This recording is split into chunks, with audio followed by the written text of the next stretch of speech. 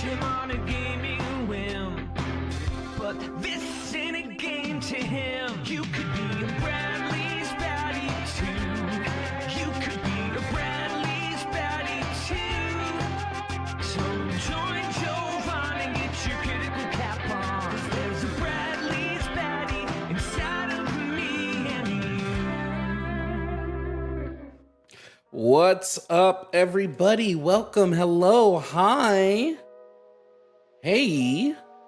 Welcome to stream. How's everybody doing today? I am your host, Jovan Bradley. Welcome in. Welcome in. I think I got lighting pretty locked down. You know how we were talking about that yesterday? Well, I think I made it look good. I think I made it look pretty good. I'm gonna do some stuff to get rid of the shadow, but other than that, I think this looks pretty good. Welcome in. Let's do our hellos first and foremost.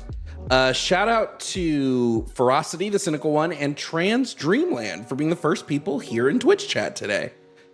Psycho Sammy, thank you for resubscribing with Amazon Prime for your 9th month. Sarcasm Pants, thank you so much for resubscribing with Prime for your 2nd month. Also, thank you for gifting a sub over on Twitch. Painted Piglet, thank you for resubscribing for 7 months at tier 1. And Painted Piglet, thank you for the 1 gifted sub. Painted Piglet, by the way, because of my move and stuff, the thing that we were talking about might come later than, most likely will come later than Crimish time. So I do apologize, but because of the move, I'm all fakashed. So I just want to say sorry about that. Oops, Shy Goose, thank you for subscribing with Amazon Prime for your 30th month. Holy shit. Holy shit. Venus Vicious, thank you so much for resubscribing for 2 months at tier 1 over on Twitch. And T-Stim, thank you for resubscribing for 1 month at tier 1. Hype Train level 3, guys? What the fuck? I still can't get rid of this fucking echo. Kara I can't say it. Anyway, thank you for becoming a tier 3 member over on YouTube. God, this echo is unbearable, dude. Thank you for the super chats over on YouTube. Remember, we do the super chats at the end of stream. So at the end of stream, we are going to go through all the super chats. The closer I am to the mic, the better the echo sounds. Right? Yeah. So far, B. Renese is the top viewer of my Twitch page. Sarah Tiggs, thank you for subscribing to Amazon Prime. What did I just fucking say? What did I just... The fuck did I just say? The only thing I can think is if I put a blanket here for now. I never put oh wait, the con lines are closed right now. I never put a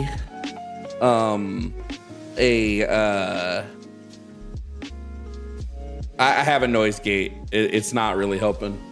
I never put a what's the word I'm looking for? You are connected as the host. Welcome, host. You are now in the host room and can manage your callers from the call-in studio web interface. I never put sound dampening panels on my Amazon wish list like people yesterday told me to. But that's just because I don't know which ones to get.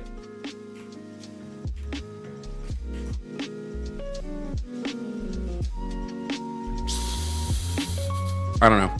Anyway, we're here to debate. Hello, if you've never seen me before, my name is Jovan. I'm a fat black leftist and I like debating. So today we're gonna do a little debate stream. I am a beat because I got a fucking nap, dude. Like, you know how good it is to be able to like nap and stream after the fact? Like after I'm like, oh man, streaming at night is the GOAT. Pibble Punk and QX Sarah, thank you for becoming tier 2 members over on the YouTube. Listen, being able to nap, it's a beaut. Jess, thank you for going tier 1 member.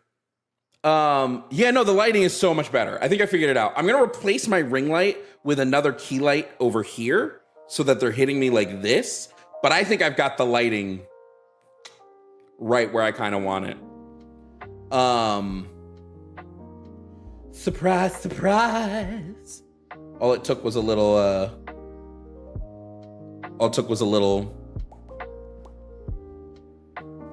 So, here are our topics for debate today. For anyone watching, if you're interested in debating me, here's what we got. First and foremost, there's no good reason to be MAGA, especially right now. Dude, Donald Trump and Pete Hegseth killed a bunch of civilians on a fishing boat. And the defense I hear from MAGA from this is, well, they were gonna call for help because they were drowning and clinging to debris. They should call for help. The fuck are you talking about? Topic number 2, there's no good reason to be anti-abortion. Listen, if you want to say, I don't like abortion, I'm all for you not getting one.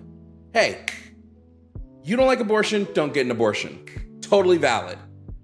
But there's no good reason that we should have anti-abortion laws. There's no good reason that like an anti-abortion sentiment should rule the country. Plain and simple.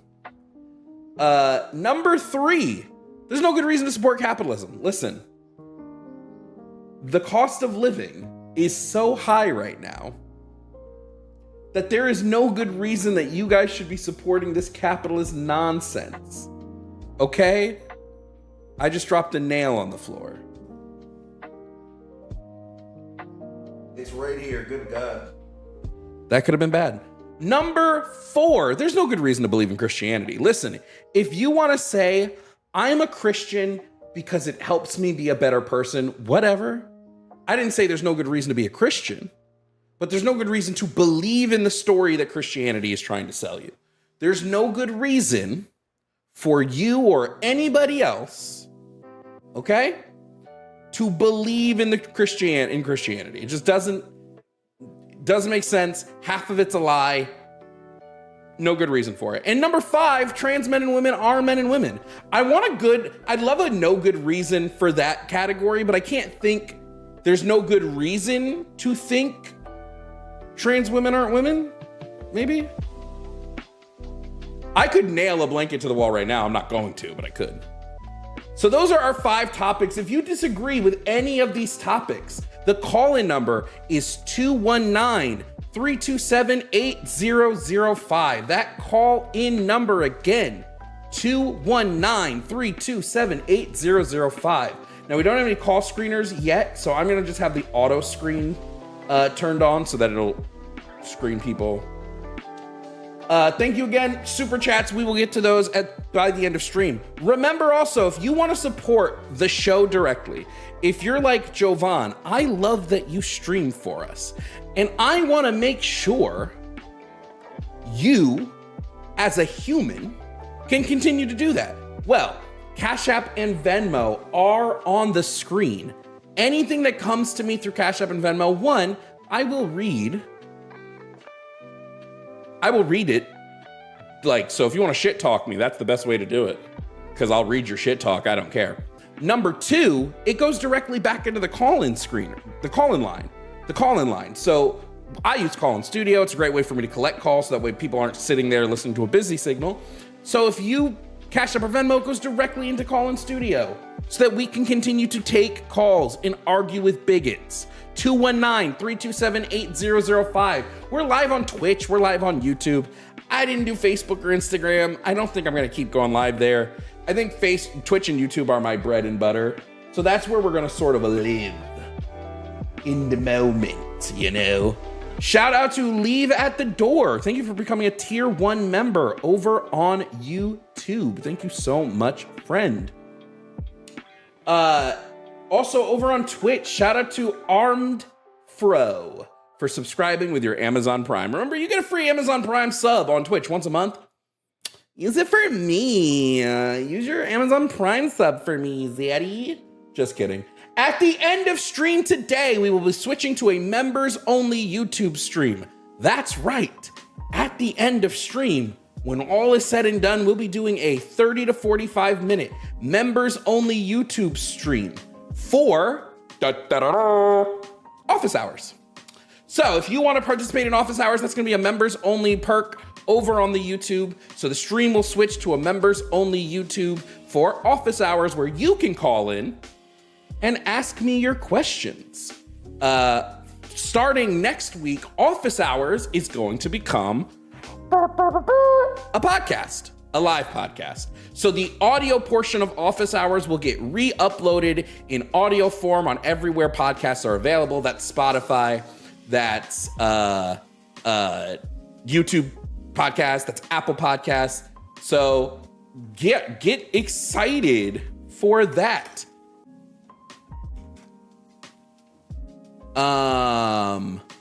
Is that all I have? Is that all my housekeeping? By the way, we are like a week or two away from no longer accepting toys for the toy drive. We have a lot. The toy drive is still going. If you want to still support the kids, bam. That's a great way to do. So if you want to still support the kids, toy drive's still going. What we're going to do with the toy drive, if you missed it yesterday, we're going to take like half the toys, which is like 6 or 7 bins full of toys, and we are going to take those directly to a distribution center for Toys for Tots. Hopefully we'll get to talk to people there and interview them and do all that. The other half we're going to take to a children's hospital.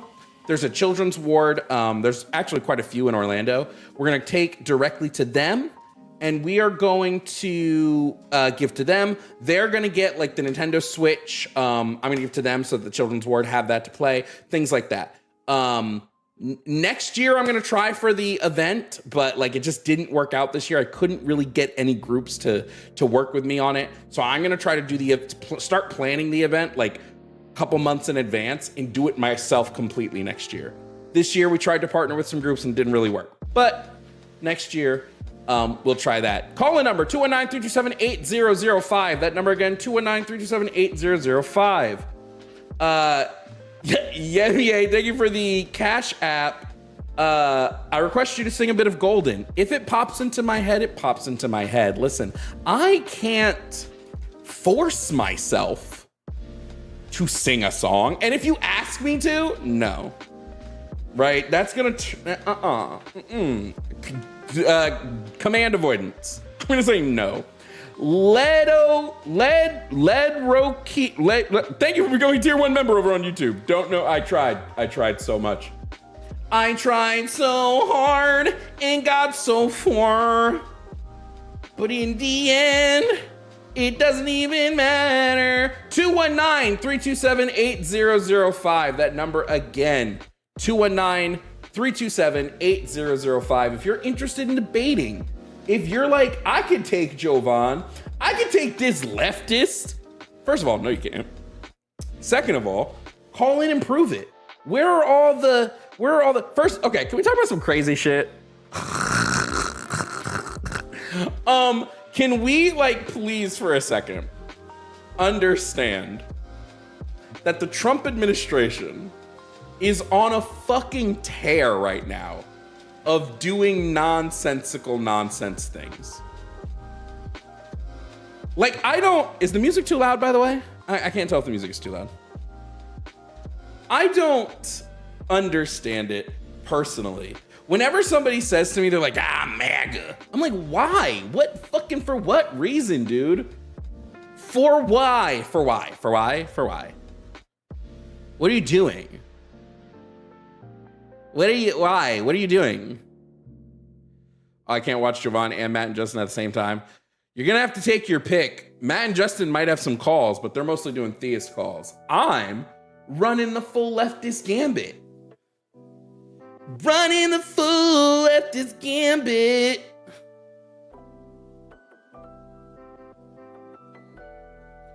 Because they need a hate group to tie their identity to. Holy shit, that's the truth. MAGA is just hateful. That's all. They're just hateful. And it's okay. Listen, guys, I'd love for us to hit our live goals today. So if you can support the show, feel free to support the show. It would be great if we can hit our goal today, but I'm not gonna cry if we don't. Remember, at the end of stream, we are going to do office hours for YouTube members. That's gonna be a YouTube member specific live. So join us over on the horizontal YouTube. I said end the show, okay? I said end the show. Join us for horizontal YouTube to end the show. Anyway, what's up? Anybody see any good movies lately?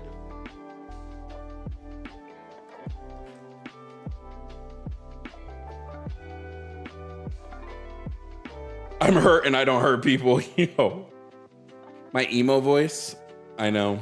I've been practicing it for years. It's been in the works for years. Oh my God.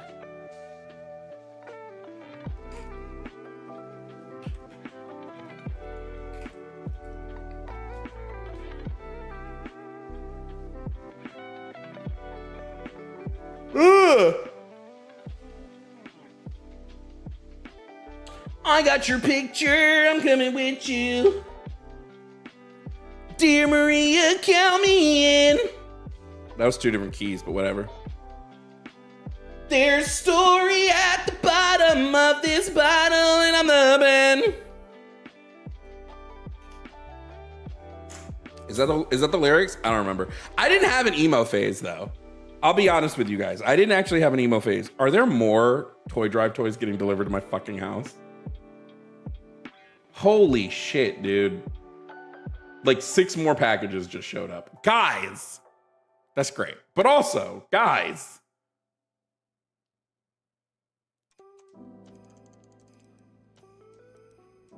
oh my God.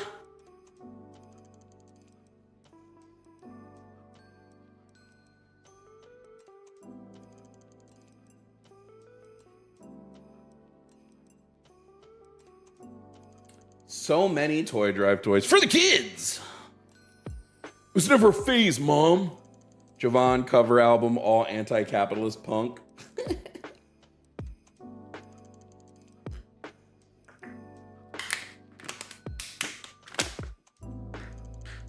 You know what I'll never understand? Right? About the Trump. I have not seen a MAGA be able to defend the pardon of the Honduras president. I've not seen one person able to defend that. Truthfully. I would love a MAGA, like Trump went on this whole tirade about holy shit. I can't do a Trump voice. We're gonna get rid of the drugs. They're the best drugs. I can't do a Trump. But he went on this whole thing about like, we're gonna get rid of drugs. They're gonna be so many less drugs in our street. And then what happened, guys? He released a dude that trafficked 400 tons of drugs, of cocaine into the United States. 400 tons! Do you know how much 400 tons of cocaine is? Are you aware? Are you aware how much 400 tons of cocaine is? Are you tracking? It's so much cocaine.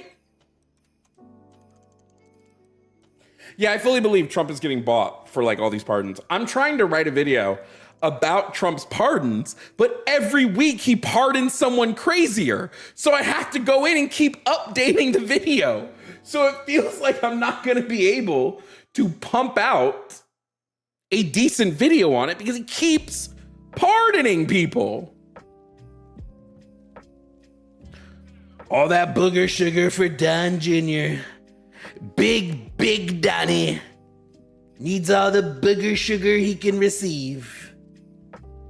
Big Donnie, Booger Donnie, Sugbug. Anyway.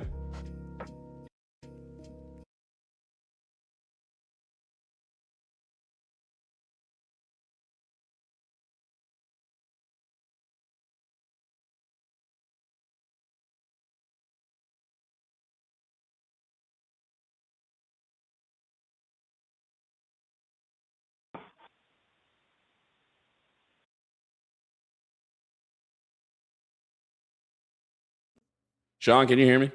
Was I just muted that whole time I was talking? Shit, I was just muted that whole time. Hold on, I'm gonna reset. Hold on. We're gonna reset. Hold on.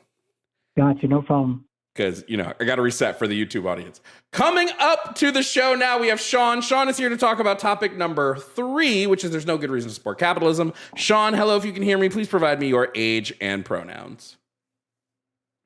Yeah, my name's Sean. My pronouns are he, him, and big fan of the show. No problem. Sean, can I just get your age, please? 22. Thank you. Now, Sean, you want to talk about topic number 3. Now, Ari, do you support, Sean, capitalism? I generally support it, yeah. Okay. And what reasons do you think there are to support capitalism? Just because as of right now, there's no good alternative, I'd say. Okay, Sean, let me ask you a question. Let's say I was at my house and all there was to eat was trash. There's poop and then there's a bed of nails. Would I eat either of those just because there's no better alternative? You said poop or a bed of nails? Yeah, there's just a bunch of nails, poop or a bowl. Let's say it's a bowl of nails. Would I eat either of those things because there's no better alternative? I mean, I guess not, no. No, both, they're going to harm you. So it's probably better you don't eat them. So because you believe there's no better alternative, that means, I should support capitalism. What alternatives have you looked into? I mean, the only other alternative is socialism, right? Socialism would be an alternative, yeah. Yeah, I mean, I want to support socialism, but it's just right now, I don't really see how. Everywhere it's been tried, it's not that it failed. It's more so planned economies don't really seem to work out. What do you base that on? They generally have lower consumer goods. What do you base that on? You can look at USSR, East Germany, Poland. Neither of those states were socialist. USSR is going to be state capitalist at most. But they were planned economies, right? Yeah, they were planned economies, but they weren't planning their economies out in a socialist way. They were focused on, USSR specifically was focused on their military because they were constantly at war. So they had to focus their economy on a military basis. But so you're saying planned economies don't work because of 2 examples of what you say are planned economies that failed. What about these economies failed specifically? I mean, they did a lot of good things, but I'd say their biggest downfall was that they couldn't produce enough consumer goods. And I assume if you're a socialist, you generally. Sorry, I just a question for you. Does it matter if you can produce enough consumer goods if people aren't able to access those consumer goods? I mean, yeah, I'd say it. Well, actually, I mean, because you can look at the USA, or you can look at even other developing countries. Most people, a lot of which is thanks to markets. They have phones, they have toilet paper, they have, generally have food and water. Right? Okay. I mean, the USSR didn't even have that. Sure, but my question is, the United States didn't have it either. A lot of the times, let's go back to the Great Depression. The United States didn't have any of these things, and this was 10 years before the famine, or was this around the same time as the famine in the USSR? I mean, I'll give around the same time. So but this is what I'm saying. So the Russian famine, it was 1921 to 1922. That was pre-planned economy. That was before Stalin planned anything. Then they had a famine in 1932 to 1933, right? So they had about a year famine, 2-year-long famines. Then there was a famine from World War II. And then there was a famine in 46 to 47. So most of their Well, you famines, don't save have for World War to. II, were about a year long. Huh? No, I'm just saying, like, I'm not gonna go there, bro. Like, I'm not like one of those capitalists who are like, oh, in communism everyone starves. Like, I know, like the USSR was like when they started off, they hadn't industrialized yet, which is why they had like a lot of famines. Yeah, My main argument against socialism is uh-huh. that it doesn't really produce enough consumer goods. Yeah, but again, what's your evidence of this? I mean, you can look at like the US, like like they didn't have like washing machines weren't really common, toilet paper wasn't really common. Wait, so who cares if washing machines weren't common? What does that matter? Wouldn't you want like a wash? Do you not use a washing machine Yeah, but that's a luxury or item. toilet paper? Do you use toilet paper? A washing machine is a luxury item. Okay, what about toilet paper? What about toilet paper? What about it? Like in the USSR, most people use like newspapers, right, to as toilet paper.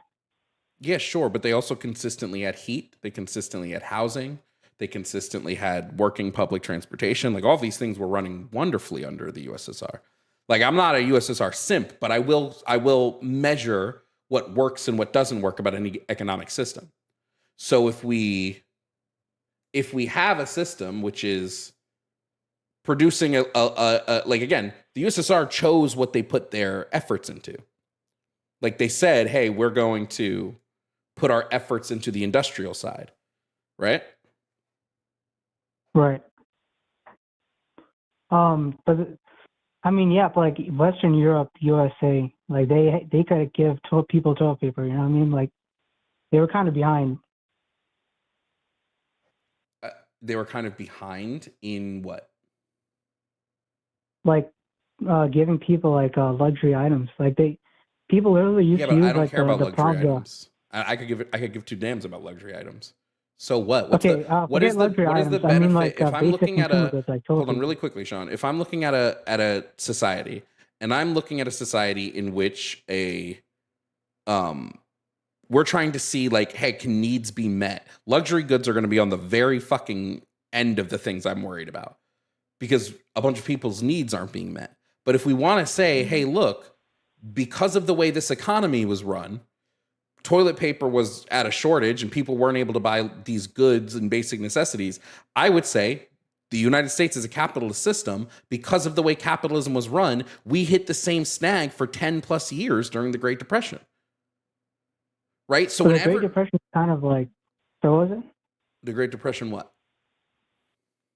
Yeah, I mean, like, I'm not like I'm not like a libertarian. Like, the reason the Great Depression happened was because there wasn't enough like government regulation, right?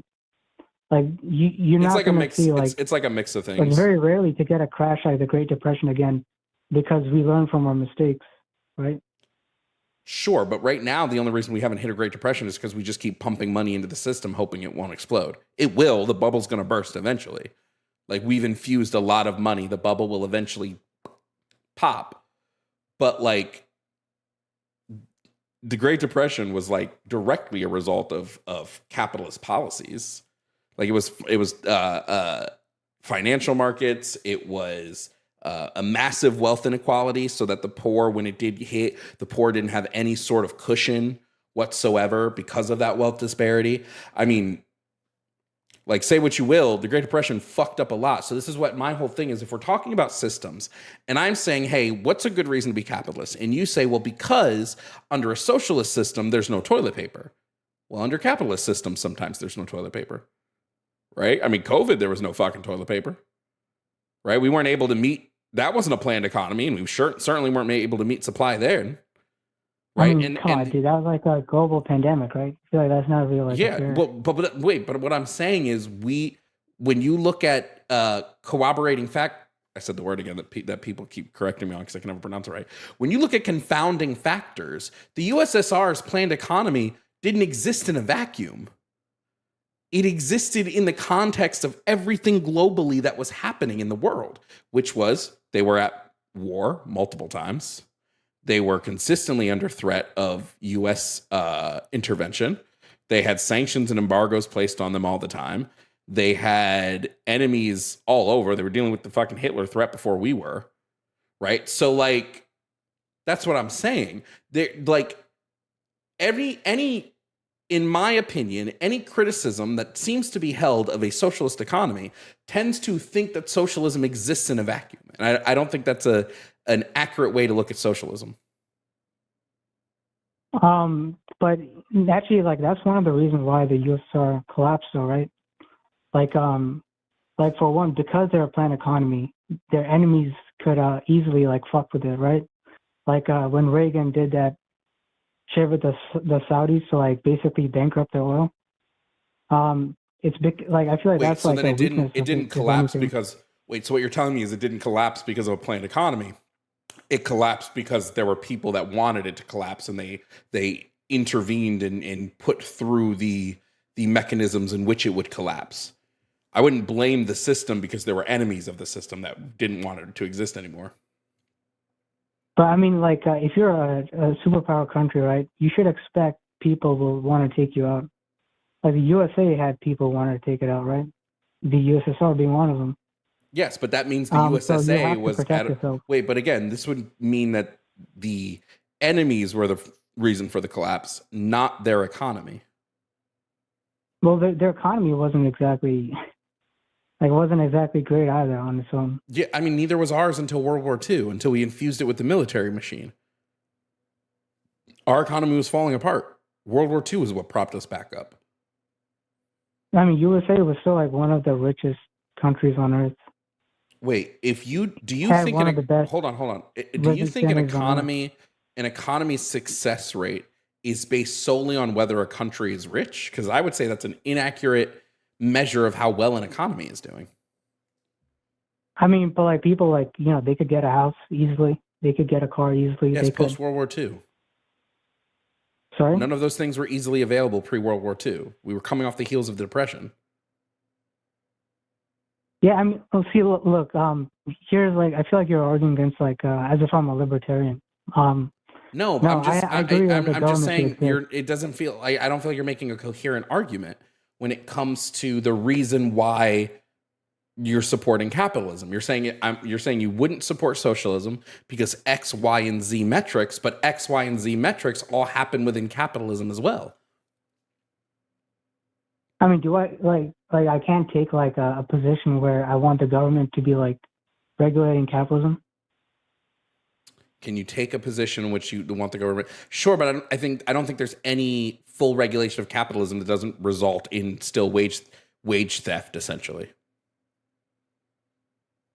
All capitalism is going to require. All capitalism requires an extraction of wealth from the lower class. It's the only way that it works because wealth is a finite resource. I mean, yeah, but I mean, like you're not wrong about that. But the thing is, like, who cares if everybody can get like a house or a car I care. and a decent living, right? I care. Or not even a car. I don't really care about cars, but like at least like a place to live, right? And get like affordable healthcare, get like, you know, I don't know, watch a TV show, buy food. Yeah, no, Like, I care. I don't really I care. care. Your wealth is still being extracted. I care. I care about that. So Just because it's okay, like say we had like a perfect. Go ahead. No, go ahead. Okay, say we had like a perfect like capitalist society, right? Like my worldview, right? Like not like a Reagan, you know, or a libertarian type thing. Say like everybody could easily get a house, right? Even like the poorest people, they could get a house. It might not be like the best house, but still a house. But there's still like wealth inequality. To you, that'd be a problem? But there's still wealth inequality? Yes. Yeah. I mean, why is it a problem to you? Because that means your wealth is being extracted from you. Why is that like necessarily bad? I think it's just inherently bad if you have your labor extracted and your wealth, and you're not being paid in commensurate with your labor. And instead they say, hey, to pick up the burden from this, let's just use the money that you probably should be getting in your tax money, and we'll use that to repay you all the stuff that you should be getting in the first place. But yeah, I just think exploitation is inherently bad. I think it's just like, that's the whole point of it being exploitation. So you basically believe like labor theory of value, right? Like labor makes, you think like labor is what's value, and that profits are like surplus value, and the capitalist takes it, right? Basically. I don't believe profit should exist. I mean, even under like socialism, profits exist. It's just it goes to the workers, but yeah, I'm not a socialist. You don't like I'm a surplus value, communist. right? Sorry? So I'm not a socialist. I'm a communist. We were just arguing about socialism. I'm a communist. I don't believe profits should exist. Period. Isn't communism like the final stage, like moneyless, classless, stateless society? Communism is just the complete abolition of private property. Like, yeah, some people like to define it as like stateless, moneyless, and classless. I used to define it that way too, but it's really the more simpler way to define it is just an abolition of private property. I mean, isn't socialism also technically doing that though? In a sense, but socialism still maintains a state to protect property interests of the people. In like that way, so communism would be the dissolution of the state. Socialism focuses mostly on the economy. Communism is going to focus on like other sectors of governance, which is why communism removes the state. But it's just the way Engels defines communism in his writing. It's just the complete abolition of bourgeois private property. That's fair. I mean, I think our only real disagreement is that like you think like capitalists are like inherently exploitative. Right? It has I to think be. that's like our only real disagreement. It has to be. Like it quite literally has to be. But the way I see it is, I mean, I guess at this point, it's just like a preference thing. Like I don't really see it's a problem if everybody can get a decent life. But I guess like another thing, like I really have a problem with that. Maybe you could, educate me. Is like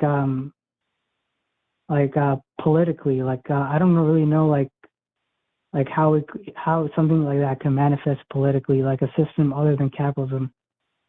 It's how the world worked for years up until capitalism reared its head. So I'm not sure what you mean. Are you talking about like ancient like Native American like societies and stuff like that? I mean, yeah, most indigenous, like almost all indigenous tribes had no concept of private property. They didn't believe they owned the land. They just believed they were able to use what was on the land, but they didn't believe in strict ownership. Look, nobody supports the Native Americans more than I do. And I liked how much they kicked the settlers' asses and all that, and all the battles they won despite being like outnumbered. But can't you be real with me a little bit here? Because like, I mean, yeah, like they probably had communism, but like it was very, very like they didn't have like the products that a modern economy has, right? Yeah, because they weren't invented yet. Do you think like indigenous tribes wouldn't have eventually like invented stuff that they need because they had been doing that? No, if it wasn't for the indigenous, I mean, all humans can do that, tribes, but like they would have to switch to markets because how can you possibly plan like an economy with like a million, they didn't 40 have an million economy, plus so there's products? nothing to plan. Sorry, what was it? They didn't have an economy, so there's nothing to plan. Like, I mean, even like communism has economy, right? Kind of. Can an economy exist without markets? Technically, yeah. I mean, like socialism, right? Socialism has markets. I mean, like, what about like a planned economy, like in Albania, like Enver Hoxha or Hoxha? Was it? Albania has markets. Not today, yeah, but like under the socialist guy, Enver Hoxha. Yeah, I guess I'm just confused on what the argument you're making is. Like, so I'm trying to say, so what like, that they didn't, so what that they didn't industrialize? Who cares? Like, what does it matter? I didn't say anything about industrialization. I think like anybody can do industrialization, capitalism or socialism, because the U.S. is always actually. Then I don't understand the point you're making. The point is that eventually, right? Like the socialist countries, like they did good at like giving people their basic needs. Wait, let me ask you. Hold on. Let me ask you a question. Why do you think it would be hard to plan an economy? Like, let's say, like, give me a population size. Let's say I have a population of what? How many people? Let's do the USA population. Okay, so that's what, 300 million? Yeah, like 360 million or something. Okay. Well, we have the science to know how much 300 million people eat, right? Like, we know how much food is consumed, and we can Is look at everybody how much getting the same food? Is everyone getting the same food? Yeah. Probably they'd be getting like similar portions and similar foods because we would go based on what's in season. But people can't like choose like, hey, like if one day I want to get like, I don't know, 2 chicken, I don't know, fried chicken, piece of fried chicken, and mashed potatoes instead of one. Like, how would that all? Because the thing against planned economies, and it is kind of a libertarian argument. I'll give you that. But it's kind of true. Is like you can't really predict like what everyone wants in a market, like or in an economy. But this is the issue. This is my problem. I don't give a fuck what people want. We're not worried about wants. This isn't a want. The thing with socialism, everybody goes, socialism fails because you can't plan you can't plan an economy for people's wants. Fuck what people want. People are starving right now. I'm more focused on needs. Once we hit a point where everyone's needs are met, then we can focus on wants. Until then, no. Who gives a fuck about wants? Fuck a want. I mean, it goes back to the toilet paper. It's like, wouldn't you consider toilet paper like a necessity? No, we shouldn't be using toilet paper anyway. We should just all toilets should have a bidet. There's no real reason for toilet paper. The only reason there's reason for toilet paper is, I don't know if you know about this, but the United States, like the toilet paper industries, fight really hard to keep bidets from being mainstream manufactured in U.S. toilets. They don't want them to because they want you to keep spending money on toilet paper. I mean, fair enough, but like it's not like the USSR had bidets either, right?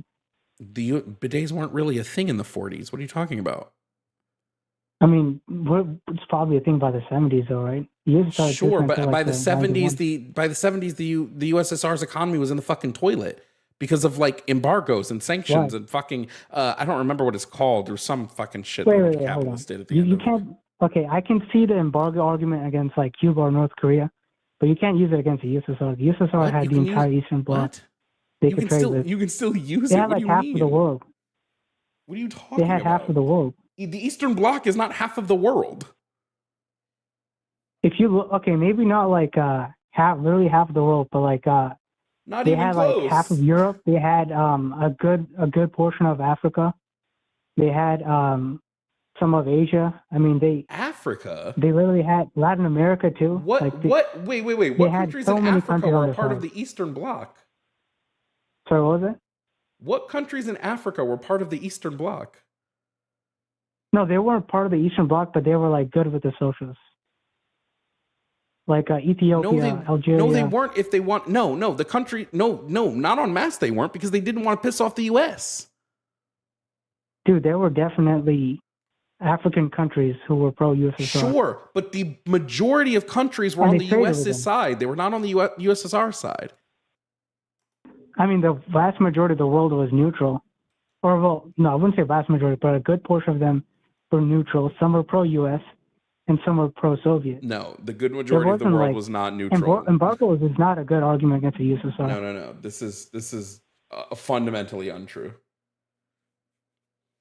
A good portion of the world was not neutral. Okay, look, they had Russia, right? Half of Europe, right? Do you agree with that? Half of Europe? Yeah. I don't know if it's half. I don't know how big Europe is. Poland, Czechoslovakia, Hungary, Romania, Bulgaria, Albania. Dude, it's all the way to like East Germany. Yeah, but again, you're saying half, so I have to look at like all of Europe and see like, is this half? I don't know how big Europe is to know if it was half of the country or half of the continent.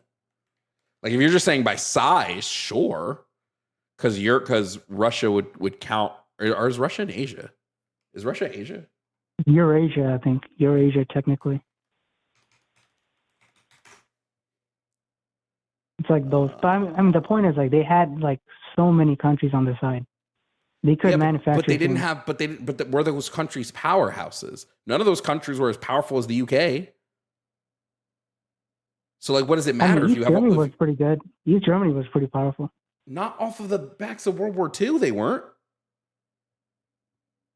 Or Actually, World War East Germany wasn't as destroyed as West Germany after World Wait. War I'm II. not talking about whether they were destroyed. I'm talking about were they a superpower at that point? Off the backs of World War II, East Germany was not a superpower. The UK It wasn't was. super, but it was like a really good country. How you know East Germany was pretty the good. UK was a superpower. So like, Sorry? like Soviet Union, I will grant you is superpower. I won't grant East Germany was a superpower. Absolutely not. Poland was not a superpower at this time. Czechoslovakia was not. Hungary wasn't. Romania wasn't. Bulgaria wasn't. Albania wasn't. So they didn't have any superpowers in Europe. They just had a bunch of smaller European countries that were back that were like in support of them. So your argument is that because they didn't have any other I don't have. This is your superpower argument. countries. Your argument. Was it? Yes, this is all of this is a counter argument to your claim. Bro, I'm just saying that embargo is isn't a good excuse for the USSR. It wasn't the only reason I said the USSR was economy failed. Like I get you if it was the only thing I said, but to act like embargoes were not a part of what was going on would be completely dishonest. Okay, so what was the other factor then? There was a litany of them. The USSR, I believe, stretched itself too thin. I don't think they were able to maintain a power structure after Stalin. There was a lot of influence after Stalin, a lot of like capitalist influence after Stalin. They dealt with back to back famines that just fucking wiped them out. There's a whole litany of things. But even the USSR, like when we look at a planned economy, they weren't a needs-based economy yet. They were focused primarily on industrialization and war. I mean, they finished industrializing by the 40s. Or like, When we matured talk now. about the USSR, we talk about like the entirety of the length of the USSR. So to claim like the USSR wasn't focused on industrialization because they were industrialized by the 40s is a weird claim. They still put a heavy focus on industrialization. I mean, dude, but also the USA also like started deindustrializing, right, by the 70s. But also what? Like the USA, most countries actually like started deindustrializing in the 70s. The USA also wasn't a needs-based economy, so what would it matter? I'm telling you that they weren't a needs-based economy, and you're saying, well, the USA wasn't done it. The USA also wasn't a needs-based economy. Okay, I think you're getting kind of confused. What I'm saying is, after you industrialize a certain point, I'm not getting confused. You're making incoherent. you don't need to keep industrializing. You know, like you don't have to. Answer me this question. Answer me this question. Yes or no? Was the USSR focused on industrialization? Yes or no? All countries were at one point. Okay, then you're being pedantic when I say the USSR was focusing their economy on industrialization. You go, well, but actually, like you're just being pedantic. All right, okay, I'll move past that. I just don't see how like they couldn't produce like toilet paper or washing machines, despite having like who gives a so fuck many about countries. washing machine? Why is washing machines what you keep going to? I don't give a fuck about what and let's talk about right now. Do you not use right a washing now. machine, bro? Like Right? Sure, but it's not on the top of my fucking list. I would rather people have fucking food in their mouths than a goddamn washing machine. I'd rather we didn't have people starving on the streets than a fucking washing machine. I'd rather people are able to get their fucking healthcare worked on than a washing machine. Fuck a washing machine. Even in socialist countries though, like they didn't get food a lot of the time. In what Like, realm? Like readily available. outside of the famines, the USSR was eating a higher calorie diet than the United States was, and a more nutritious diet. We have literal reports from the CIA about the this. CIA thing, right? Yes, it's a literal report from the CIA about the diet of the average Soviet. Is that really a trustworthy source to you? I mean, the CIA. Yeah. Do you want to know why the CIA saying this is the most trustworthy source we have on this over everything else? Because the CIA gained no benefit from a report that said that Russia was doing better than them on anything. So they buried it, and it was classified until like 2004. So yes, when your enemy, if an enemy state says that you're doing something better than them, and buries it and classifies it so no one can see that information, yes, that's a valid and trustworthy source. Enemy sources are often believed when it's the opposite of what would be beneficial for the enemy source to say. It's just ironic to me because like the CIA is the one who like spreads all this like stuff about like how bad socialism is, how evil it is, and then like you cite it. So homie, are you unable to? A genuine question here: are you unable to discern propaganda from real reports? I mean, the real reports is like why the CIA. I just don't like the CIA in general, dude. Like I don't know. Sure, you're like a communist. I don't know why again, homie, because it's a negative to them. If a country makes a report on another country and says, okay, fine. For the sake of argument, I'll grant you like not for the sake of argument. No. I'm not doing this. I'm not doing this for the sake of argument. This is a really important I'll grant detail. you. I concede. You're right. No. Hold on. No, I don't just want you to concede. This is a really, really important detail. Okay, this is a really important detail.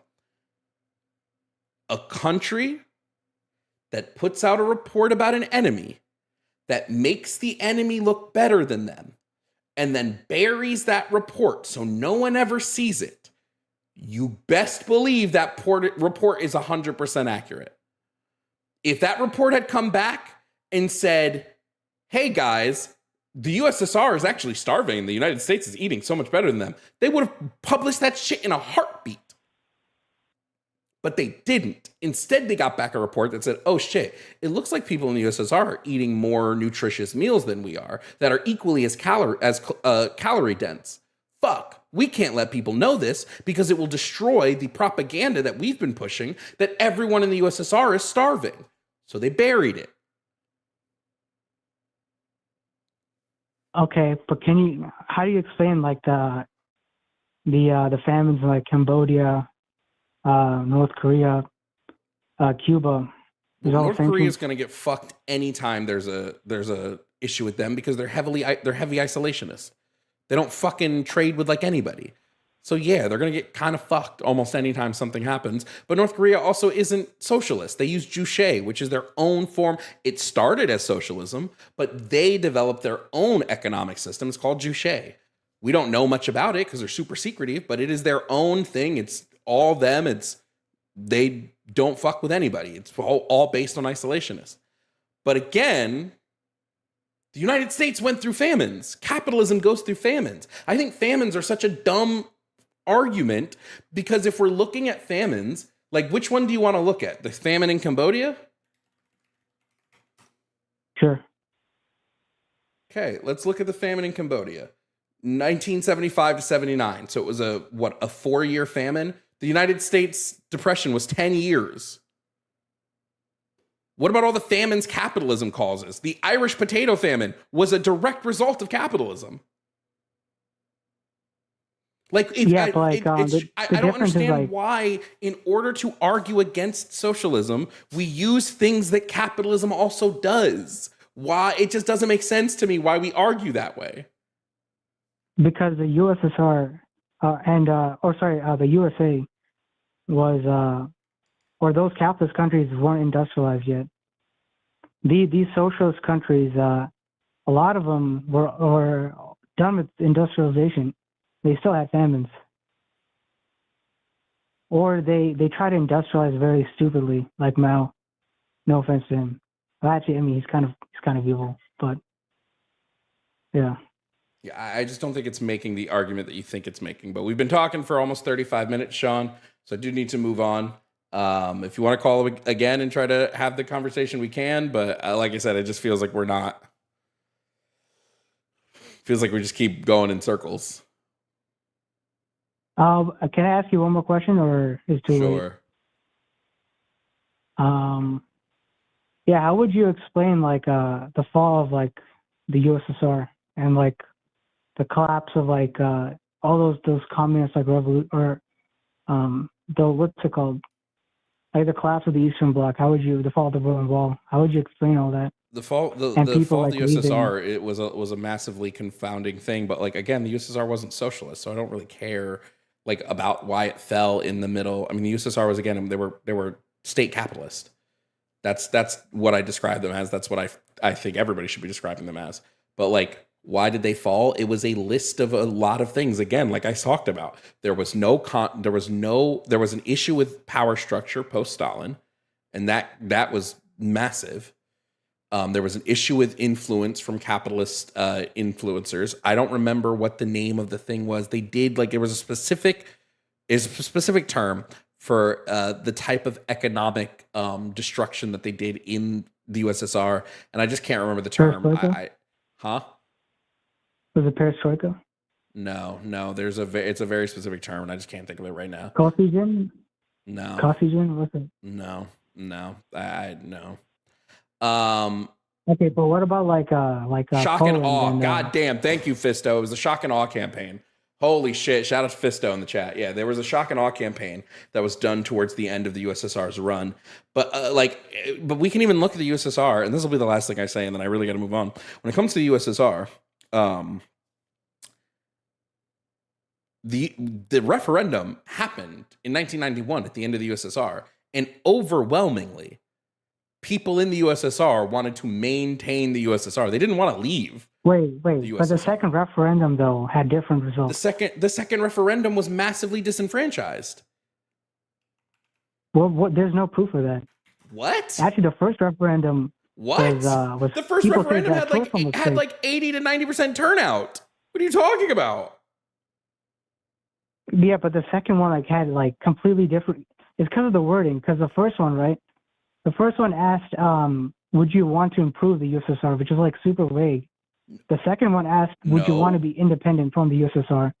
It's obviously if you ask for independence, you're gonna say yes. But if you ask to improve it, obviously you still say yes. So it's super vague. That's the only reason why it worked. I feel like that's not a good argument, in my opinion. The first referendum, the question was asked, do you consider it necessary to preserve the USSR as a renewed federation of equal Soviet republics, which will be fully ensured of human rights and freedoms of any nationality? That's what was asked.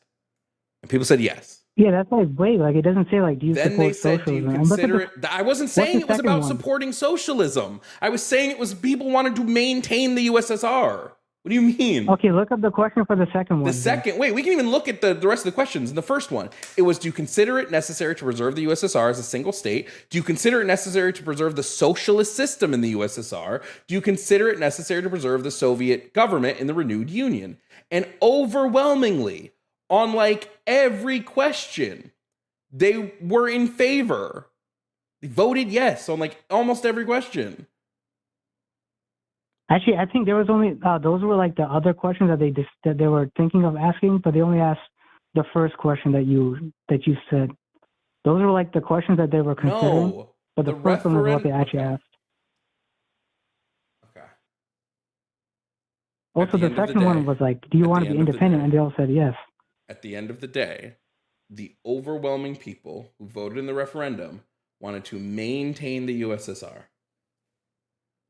But the second one had said the complete opposite. So I don't know if I buy that, and it had the ones who, some Republicans literally protested the referendum, right? Because they thought it was unfair. Yeah. Sean, I'm moving on now. All right, have a good day. I'm. Oh my God.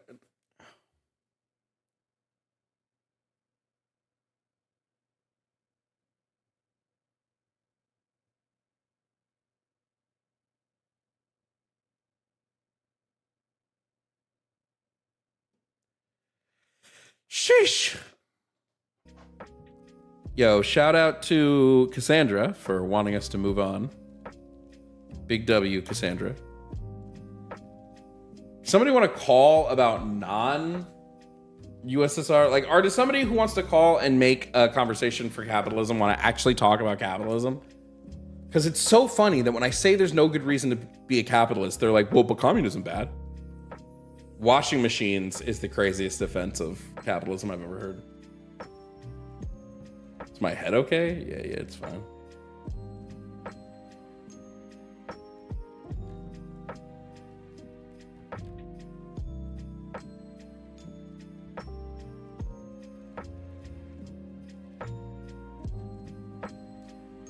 I don't know how you have the patience. I don't either sometimes.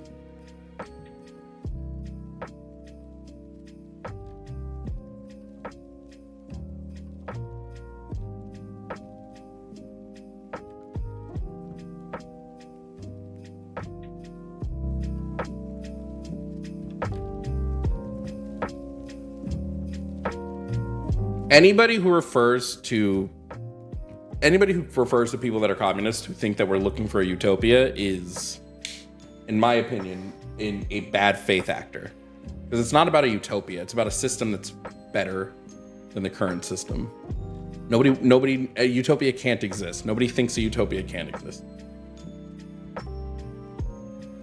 You're complaining about capitalism while participating in it. Tell me where I can go in the world that doesn't participate in capitalism.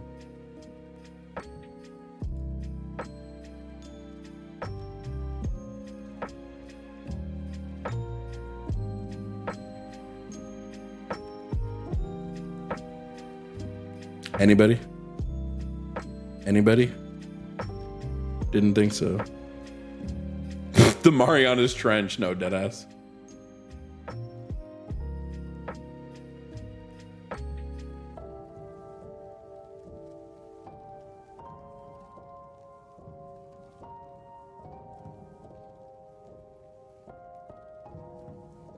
Utopia as good as we can be under circumstances. Oh, that's not the definition I would use of utopia, but okay.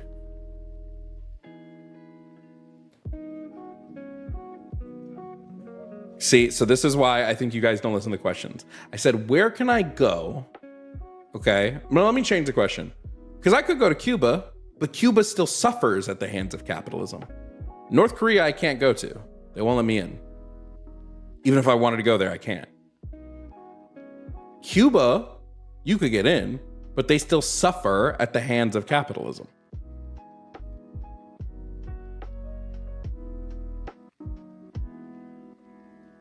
Russia's capitalist. Russia is quite literally capitalist. What?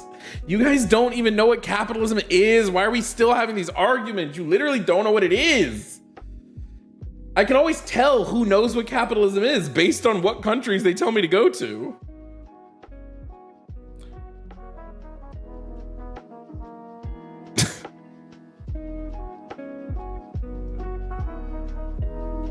But there's no capitalism there.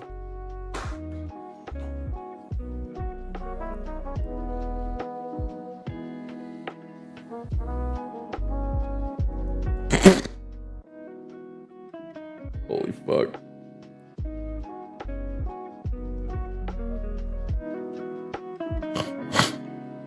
Juche. The economic system in North Korea is Juche. Juche is, I think, how it's spelled. You can look it up. A lot of the criticisms that Korean writers have said about how the system came to be was just that it was just sort of like a bastardization of socialism. Because the thing about Juche is it's hyper focused on isolationism.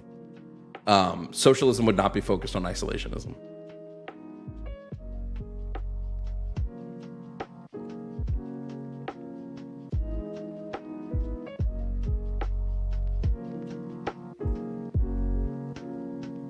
Damn, I like that comment.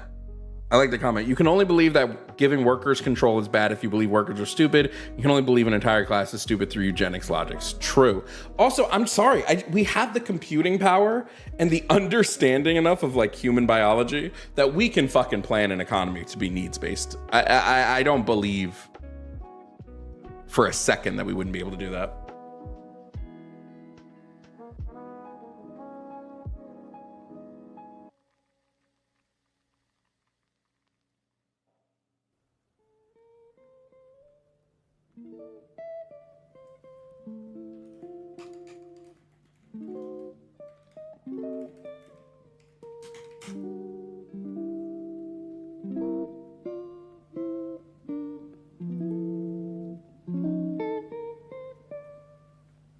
I don't know why somebody in the chat is even bringing up China. China is fucking state capitalist.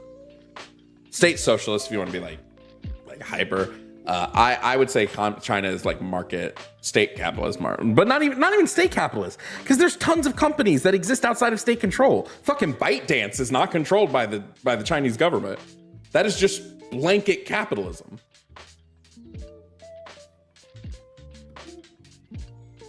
China's not communist, you dumb fuck.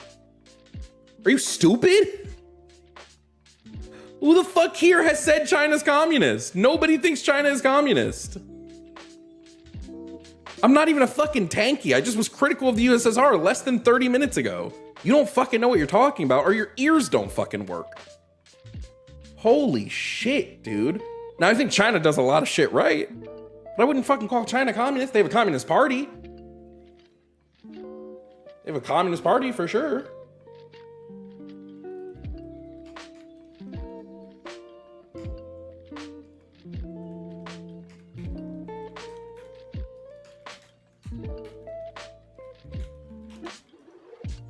Well, fuck. Is it just, oh well, if a government owns parts of a country, the United States government owns portions of companies. Like, what the fuck are we even saying? Fuck, people are stupid.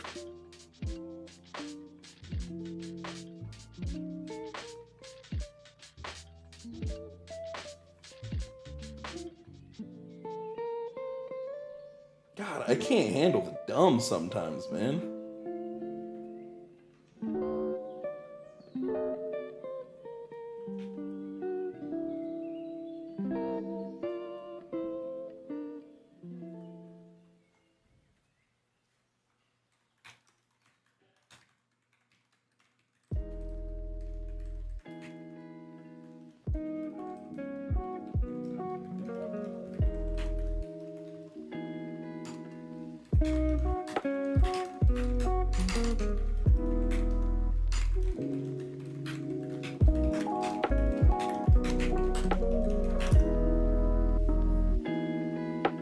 I just can't handle the stupidity, bro.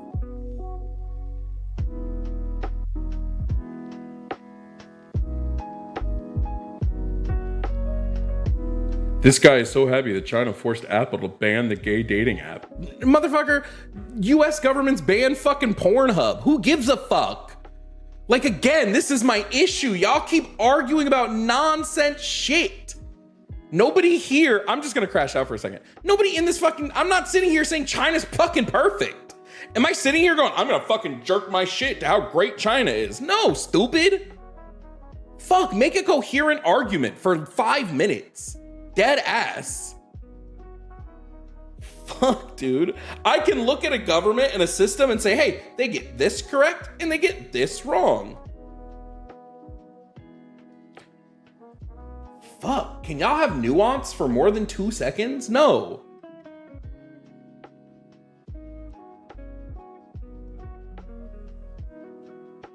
What? Socialism does not mean the government owns and controls all forms of production. No, incorrect.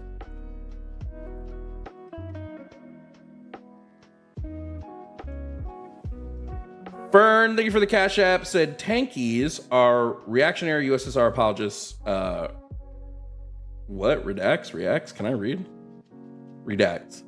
Yeah, I mean, I'm not a tanky myself. I recognize the faults of any system. But I want to be honest about like what happened in those systems.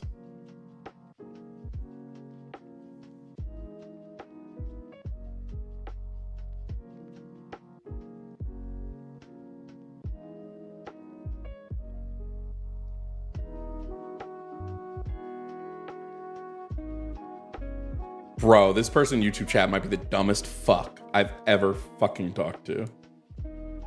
Pornhub was not banned. Like, take Florida, for example. Florida didn't ban Pornhub because they went, oh my God, Pornhub is a site that traffickers use. Traffickers use Facebook. Traffickers use fucking Cash App. Should we ban every site that human traffickers use? Guess what? You're not gonna be able to use goddamn internet anymore.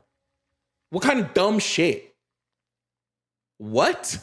Pornhub wasn't aiding and abetting trafficking.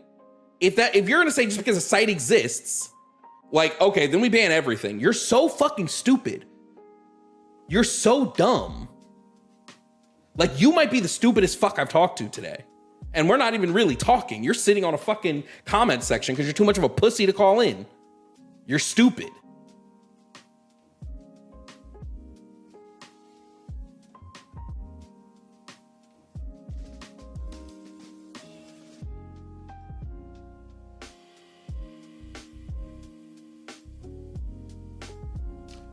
What was that? When people make the argument, what was it, about the how many people communism killed, would a good counter argument be to point out how a lot of the systems used in the USSR and China, although they weren't socialist nor communist, they were attributed to corrupt leaders and our power structures, and point out how many people capitalism killed as a function of the actual economic system. It's not bad, but they're just going to ignore it. Like, half the time I bring up deaths that I would attribute to capitalism, they just go, well, that's not a death of capitalism. It's not a real death of capitalism. Capitalism didn't do that. Most of the time, what you fall into when you're arguing with a capitalist is they're going to fucking tell you, well, but it's not true capitalism, guys. It's not true. It's not what fucking John Locke would have wanted. It's not true capitalism. It couldn't be. What do you mean government regulation means it's not true capitalism? It's a stupid fucking argument.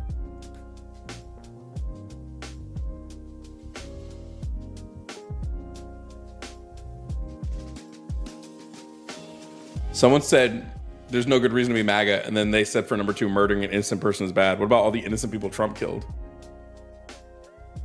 You don't seem to give a fuck about them, do you? God damn. So much for being MAGA.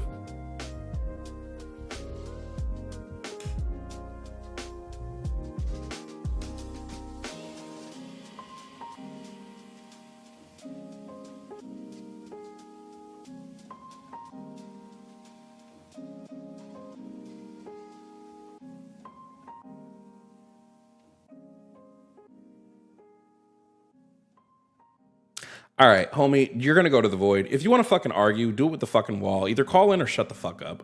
I don't give a fuck anymore. See ya. I need to put a rule in all chats that goes, what might get you banned is vibes. If I just don't like your vibes, I might just kick you. I don't give a fuck. Yes, it has. It has blown up votes that have been verified to have innocent people on them. And claimed they were trafficking drugs, which is just fucking stupid.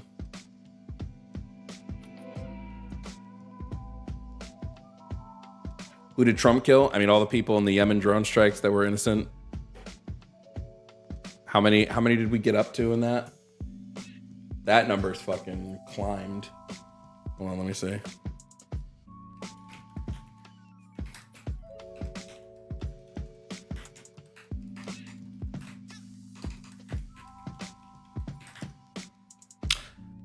The number that we're up to for the Yemen drone strikes. This was just first term. This was just his first term. Let me pull it up.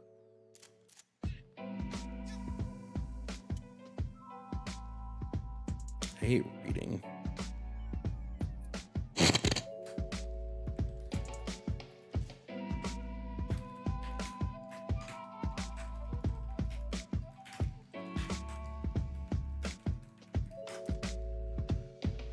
We're looking at about 224 is the max between 86 to 224 innocent civilians authorized by Donald Trump's Yemen drone strike raids. But y'all don't give a fuck about those innocent people, do you? 219-327-8005 if you want to debate, call in.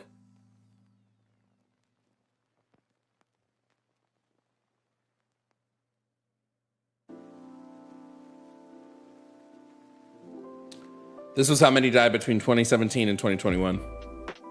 I didn't look at how many were killed post.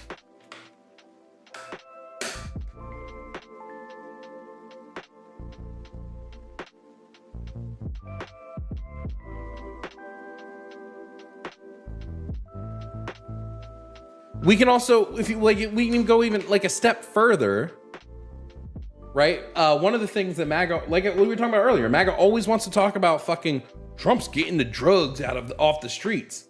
Okay, why did he release somebody who trafficked 400 tons of fucking cocaine into the country. You know why? Because he's bought and paid for.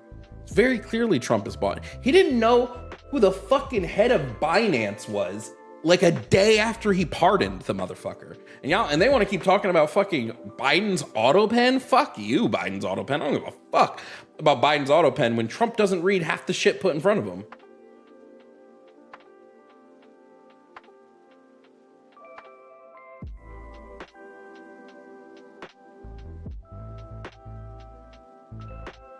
That's what I want. If you're MAGA in the YouTube chat, here's all I want. Defend Trump releasing the previous president of Honduras. Defend it. Tell me why he deserved a pardon.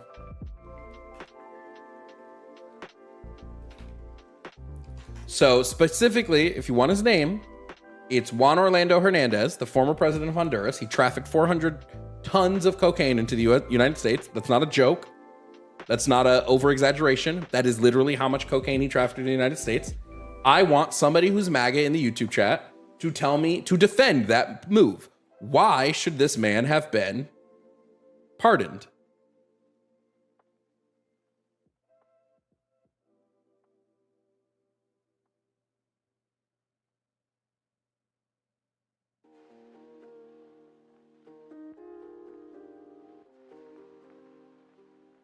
I'm just waiting. I want to see one defense. So far, no one's tried to make a defense. You know why? Because it's indefensible. I don't want a but. I don't want a whataboutism. I want one fucking defense. Didn't he also allow cartel families into the country? Yes, kind of. Yeah, but also kind of. It's a bit more complicated.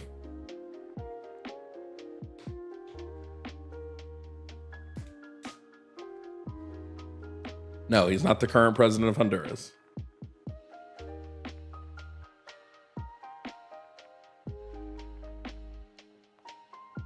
He's a former.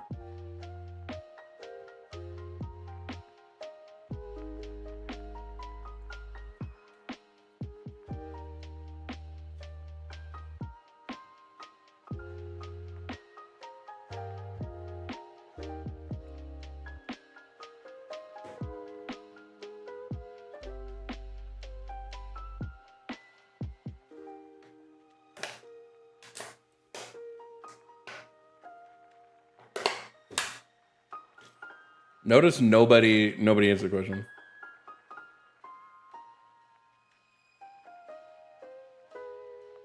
Notice that? Not a single MAGA answered the question. Why do you guys think that is? Why do you think they didn't answer?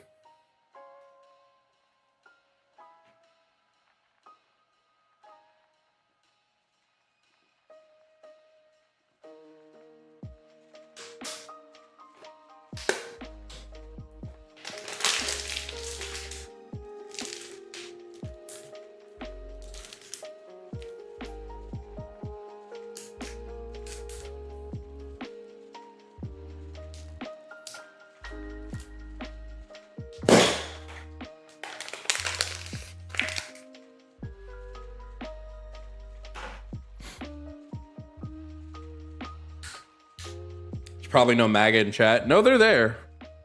They just don't like to chirp. I will say, since I started splitting the chat, views on the YouTube are weird because I started splitting the chat in vertical and horizontal. So views on the YouTube are weird because it's splitting the views, so the visibility isn't as much as I think it should be. Also, it's hot as fuck in this room. I mean, it's the lights for sure, but god damn. There is a place I can put a ceiling fan. I might need to get a ceiling fan in here. Will a ceiling fan help dampen the sound if I put one up there?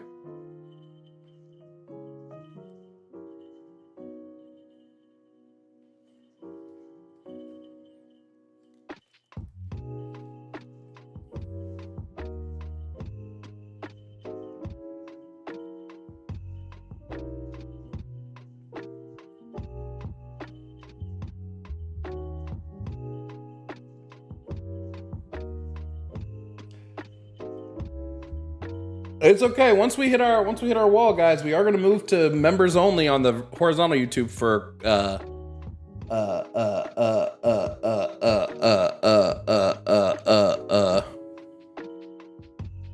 don't remember. Anyway, if you guys want to support the call-in stream, remember, Cash App and Venmo are on the screen. Support the stream. I put out so much content. Consider supporting. You don't have to. But if you're like, God damn, Jovan, you put out a lot of videos. I know.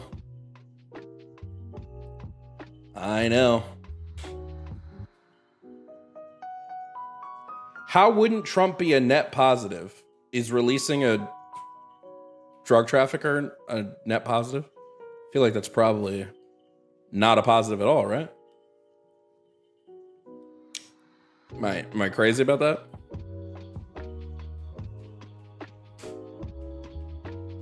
Who's the other guy that he pardoned? The Ponzi scheme dude?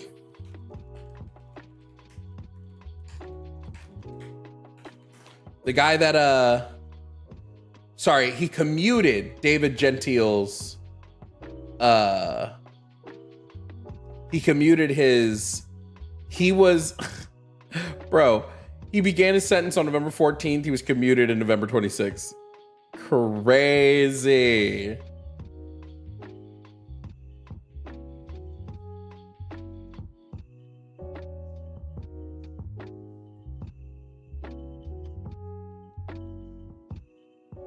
And the Trumps, my favorite thing about the Trumps, they're like, well, it might have been a Ponzi scheme, but they told people they were doing a Ponzi scheme. The government just be saying whatever the fuck they want, bro.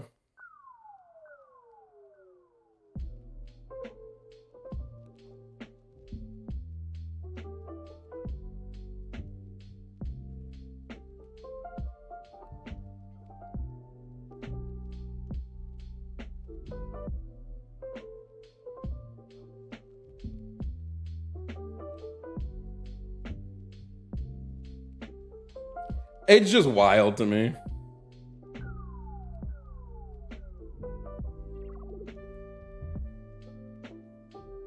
But you know, ain't that just the way?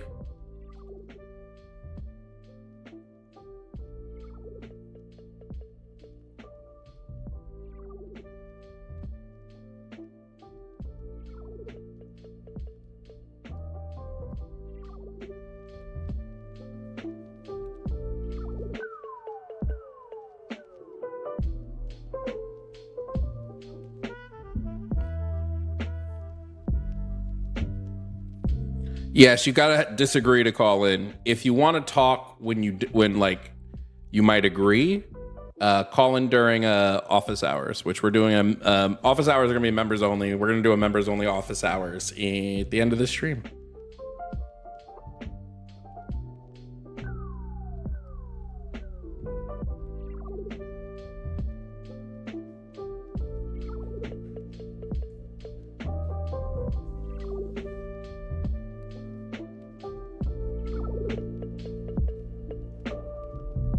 Imagine trying to argue with your dad in any debates for a living. That's so funny. Oh, yeah. I haven't really been reading the horizontal chat.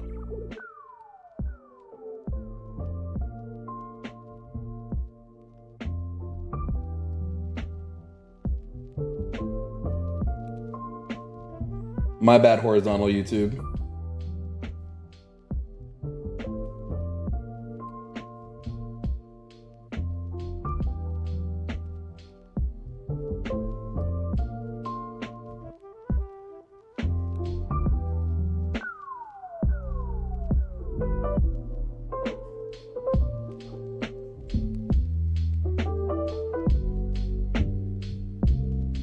You know, it's okay though, you know, right? It's all right. Thank you for the super chats, guys. We'll read super chats at the end of the night.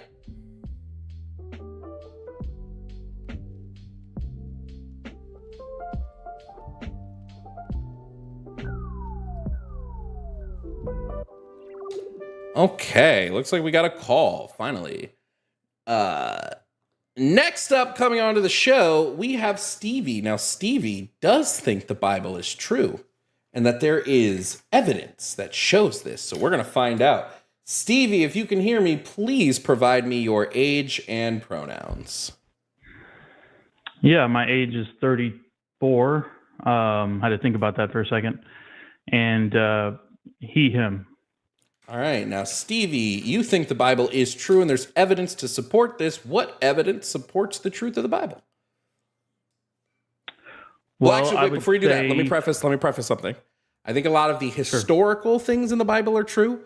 A lot of events, places, people, things are accurate. I think none of the magic is true.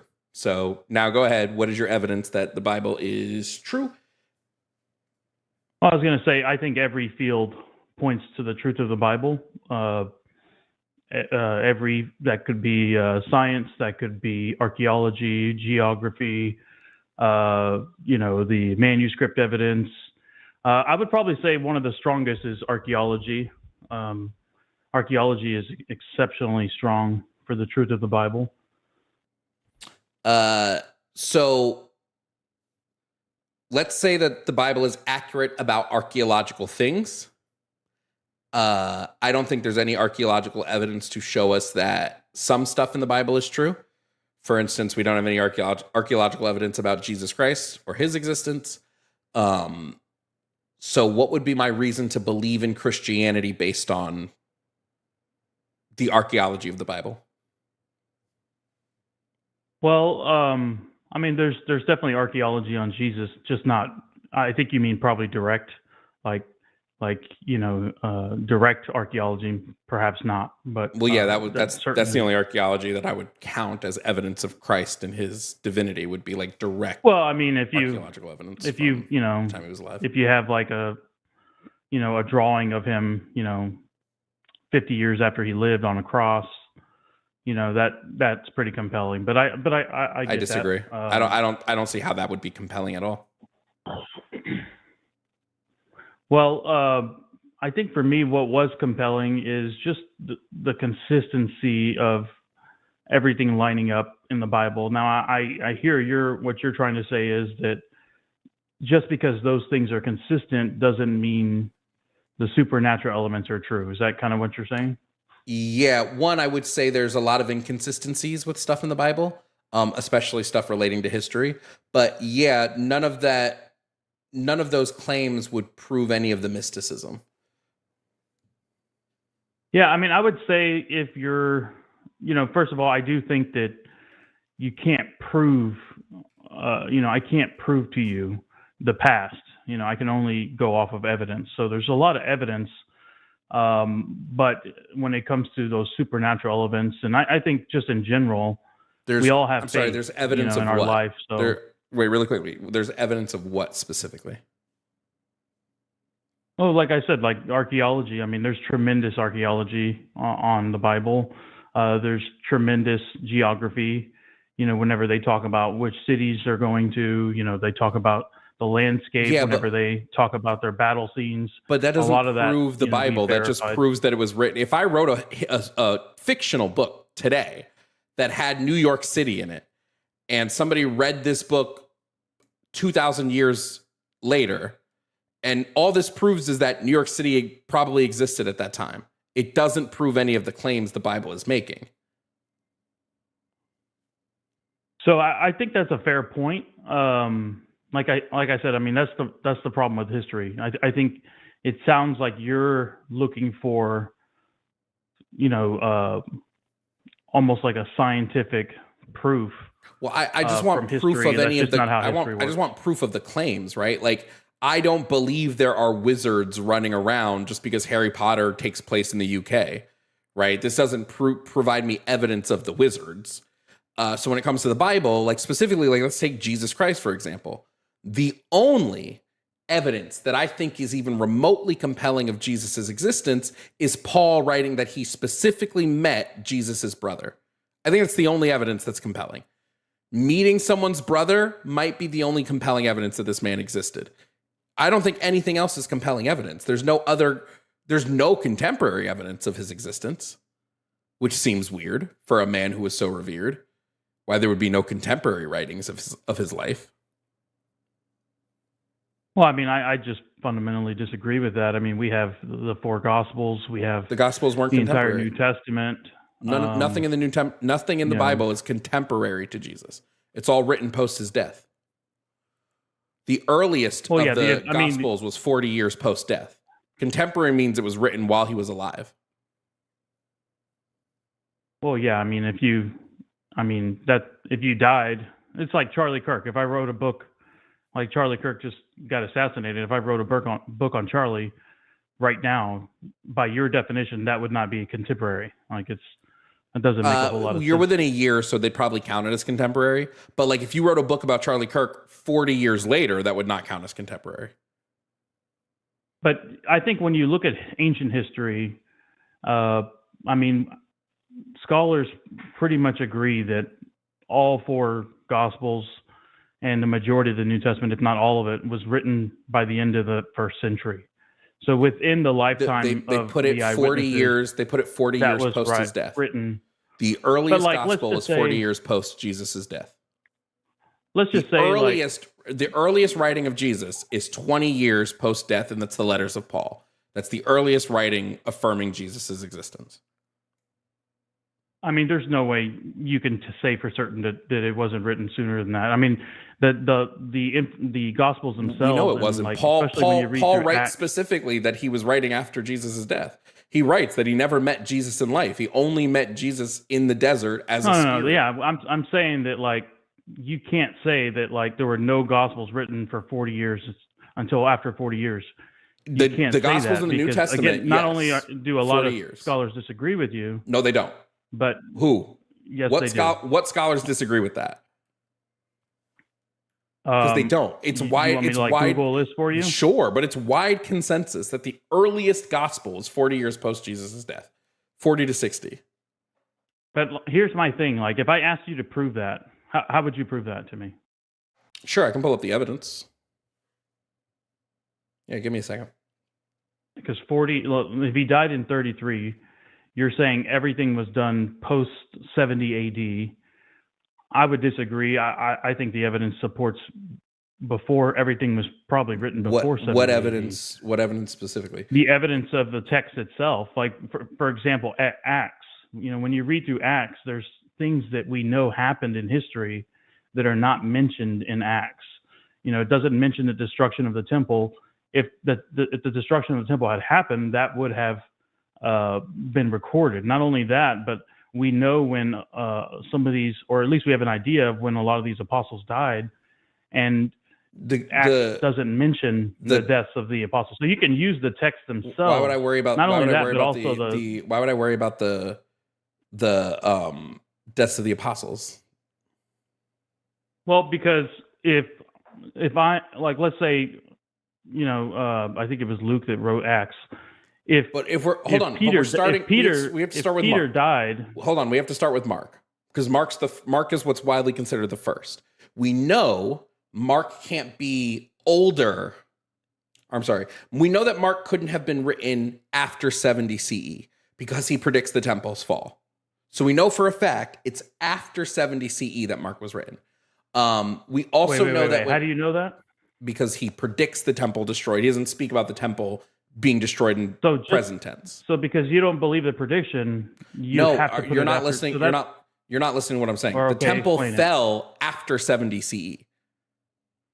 That's when the temple fell. So if Mark was writing, Mark has to be older than 70 CE. It has to be older than, because he predicts the temple. He doesn't. Well, we could probably argue that he, like, you could argue somebody wrote it later, but if we're in the scholarly, they say that the reason he predicts that it's falling is because he wrote while the crisis at the temple was happening, the Jewish-Roman War, which was 66 to 70 CE. So the reason that he's predicting that the temple is going to fall is because he's writing it during the Jewish-Roman War. He also writes about persecutions that happened during Nero's reign as Roman emperor, which is 64 to 60 ECE. So we're placing it 60 to 70 CE is where we place Mark. If you have a scholar that disagrees with this, what's the reason they disagree with that? Well, the first thing I would say is like your reasoning is kind of biased reasoning. So you're saying that What? Biased because how? because he predicted the fall of the temple, and you don't believe in predictions, that therefore you're dating it after 70 AD or CE. But that's a bias. You're allowing your bias to cloud your judgment on this when, like I said, the majority of when you read the text, and not only that, but a lot of the scholars believe that it was written before that. A lot of people believe it's written within 20 years. And so, but for you, Mark, because you have that hold bias, on. I'm not. Wait. Whoa. No, it's not a bias. Mark specifically uses language that talks about the Roman invasion. That's not a bias. Can you give me a little bit more info on that? What do you Mark mean? 13:14. Mark 13:14. He speaks about the siege of Rome. That's the destruction of the temple. Mark 13:14, you said? Yeah, Mark 13:14.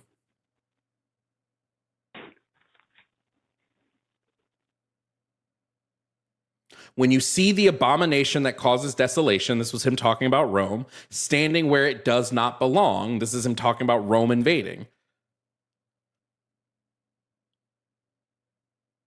Let the reader understand, then let those who are in Judea flee to the mountains. This is him literally talking about the invasion.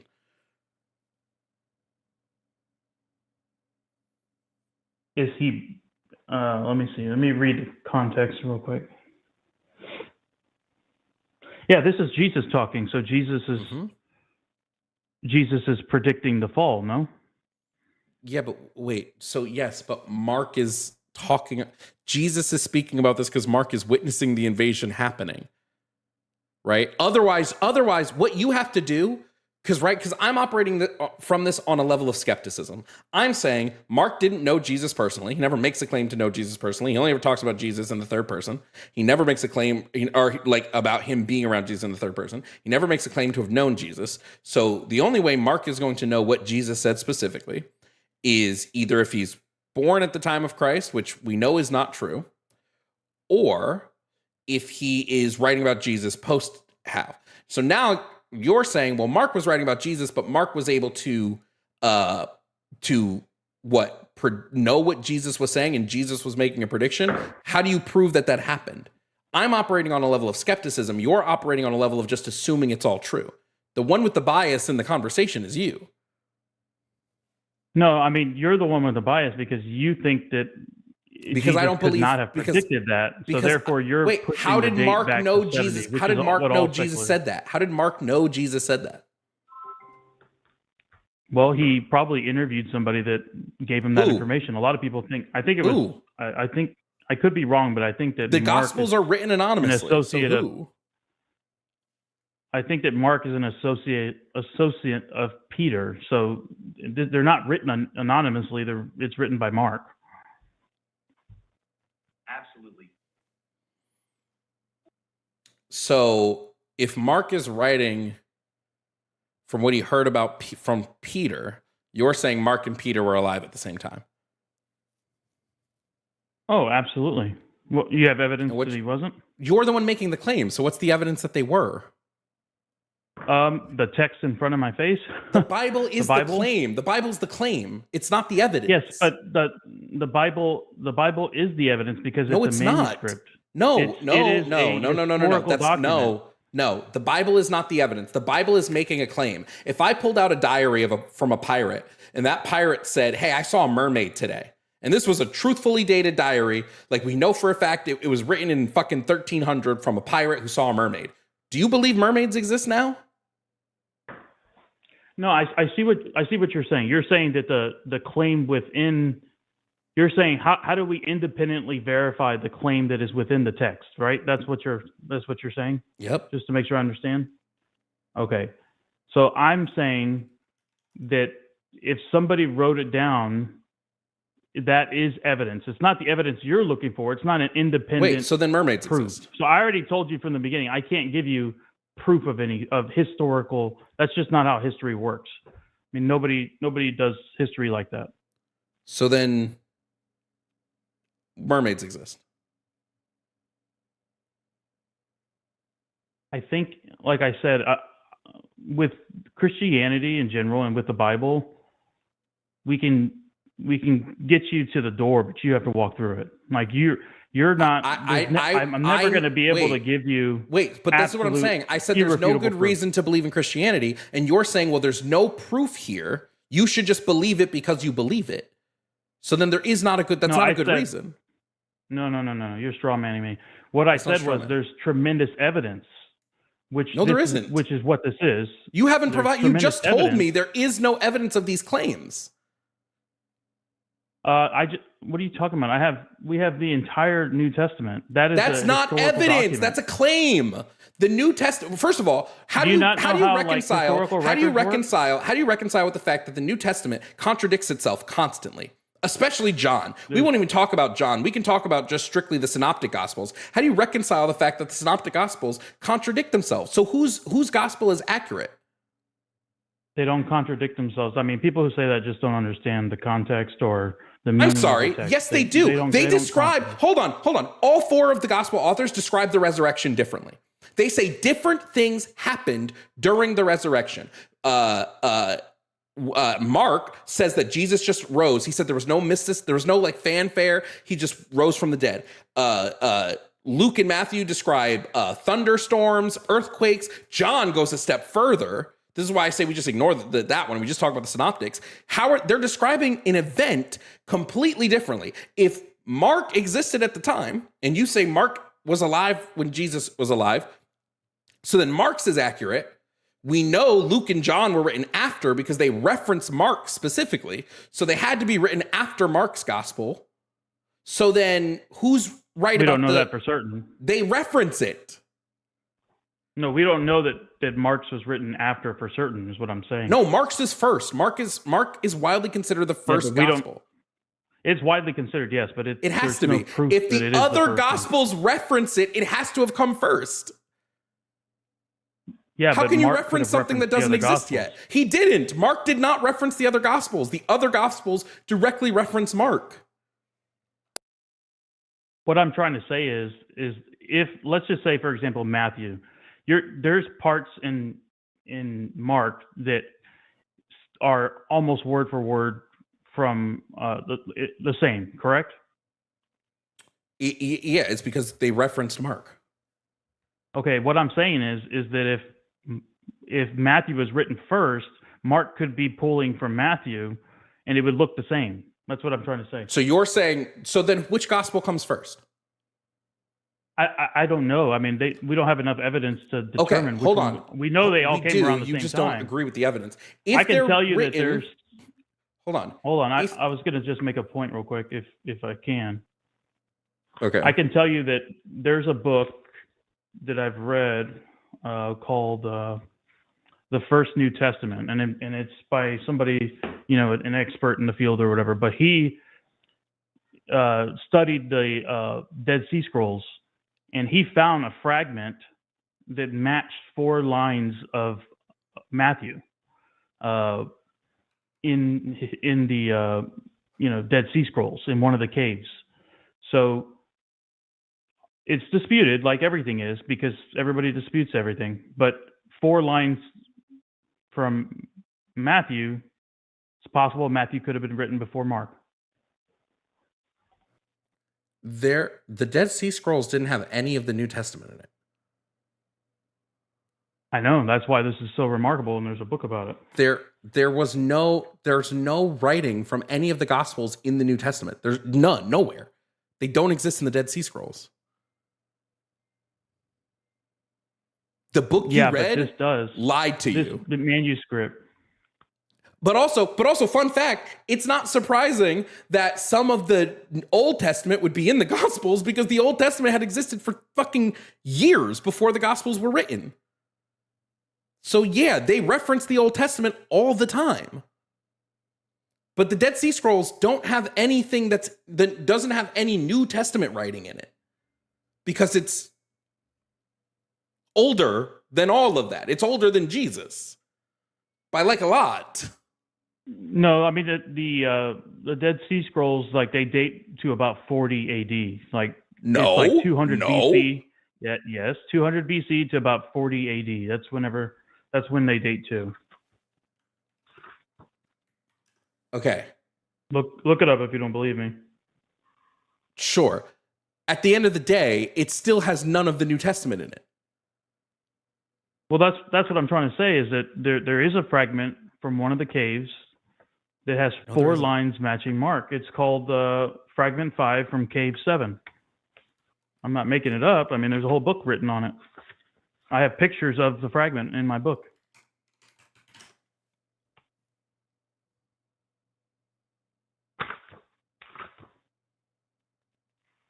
I mean, I'm sure that's the name of it.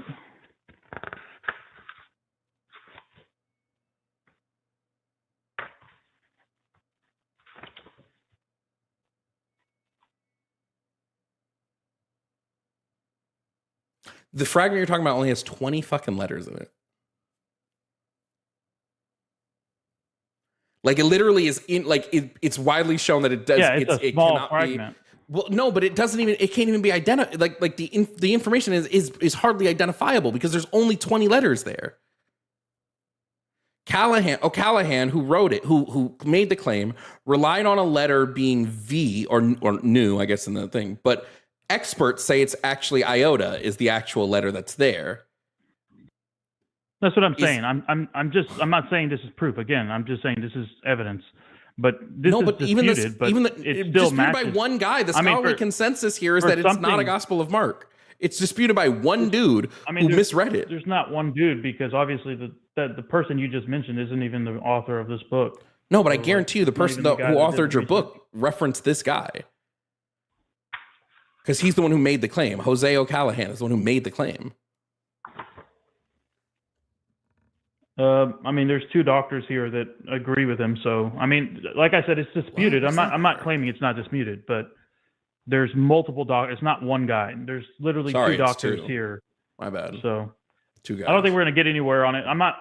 Don't. Well, because you're not think I'm like you're not able to holding provide this up as like the Holy Grail. You're not able to provide any evidence, my guy. Like if you're going to make the claim, if we're going to sit here and make the claim that Jesus was divine, there was divinity in Jesus, he performed miracles. What is our proof outside of the claim that any of this happened? Why are there zero contemporary writings of the resurrection? Okay, you keep saying the word proof.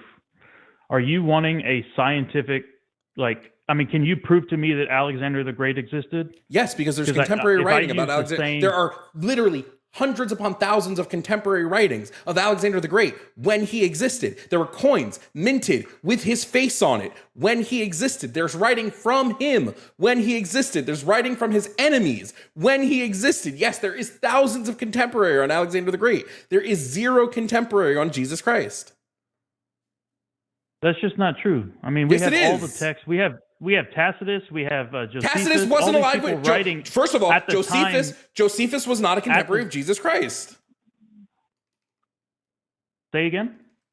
Josephus was not a contemporary of Christ. Okay, you keep saying the word contemporary. Okay, if I ran into somebody that was that died on 9/11 and I wrote a book talking to their family member about the event, you're saying that would not be accurate information. Is that what you're saying? No, I'm saying it's not contemporary. Josephus wrote contemporary for me. Contemporary means it was written while the person was alive. That's what contemporary means. To be a contemporary of something means you wrote it when they were alive. It's quite literally what it means. That's all it means. I just looked up Alexander the Great, and it says here there's no contemporary historical works. Where are you getting that from? I just typed it into Google. What can you give me the name of a contemporary document then? Let me look up whatever you got. Because according to this, it says there's nothing until 300 to 500 years after Alexander the Great. That's not true at all. So again, the contemporary evidence is going to be inscriptions coming out of Egypt, the Luxor, the inscriptions with his name in the Luxor Temple. It's going to be what's the name of it? I just told you. It's the inscriptions in the Luxor Temple. They literally mention his reign, like while it is ongoing. It's called Inscription of Luxor. Is that the name of it? The Luxor Temple. There's inscriptions in the Luxor Temple about his reign while it is ongoing.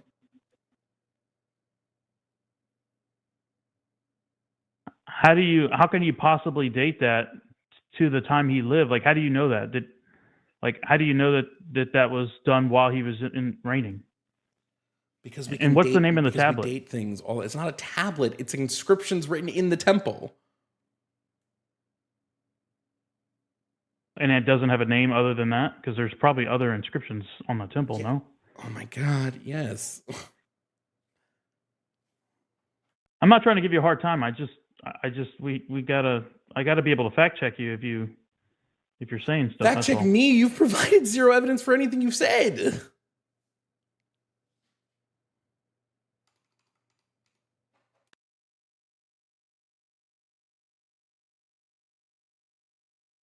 I mean, you're saying that there are contemporary writings, and you're pointing to an inscription on the temple.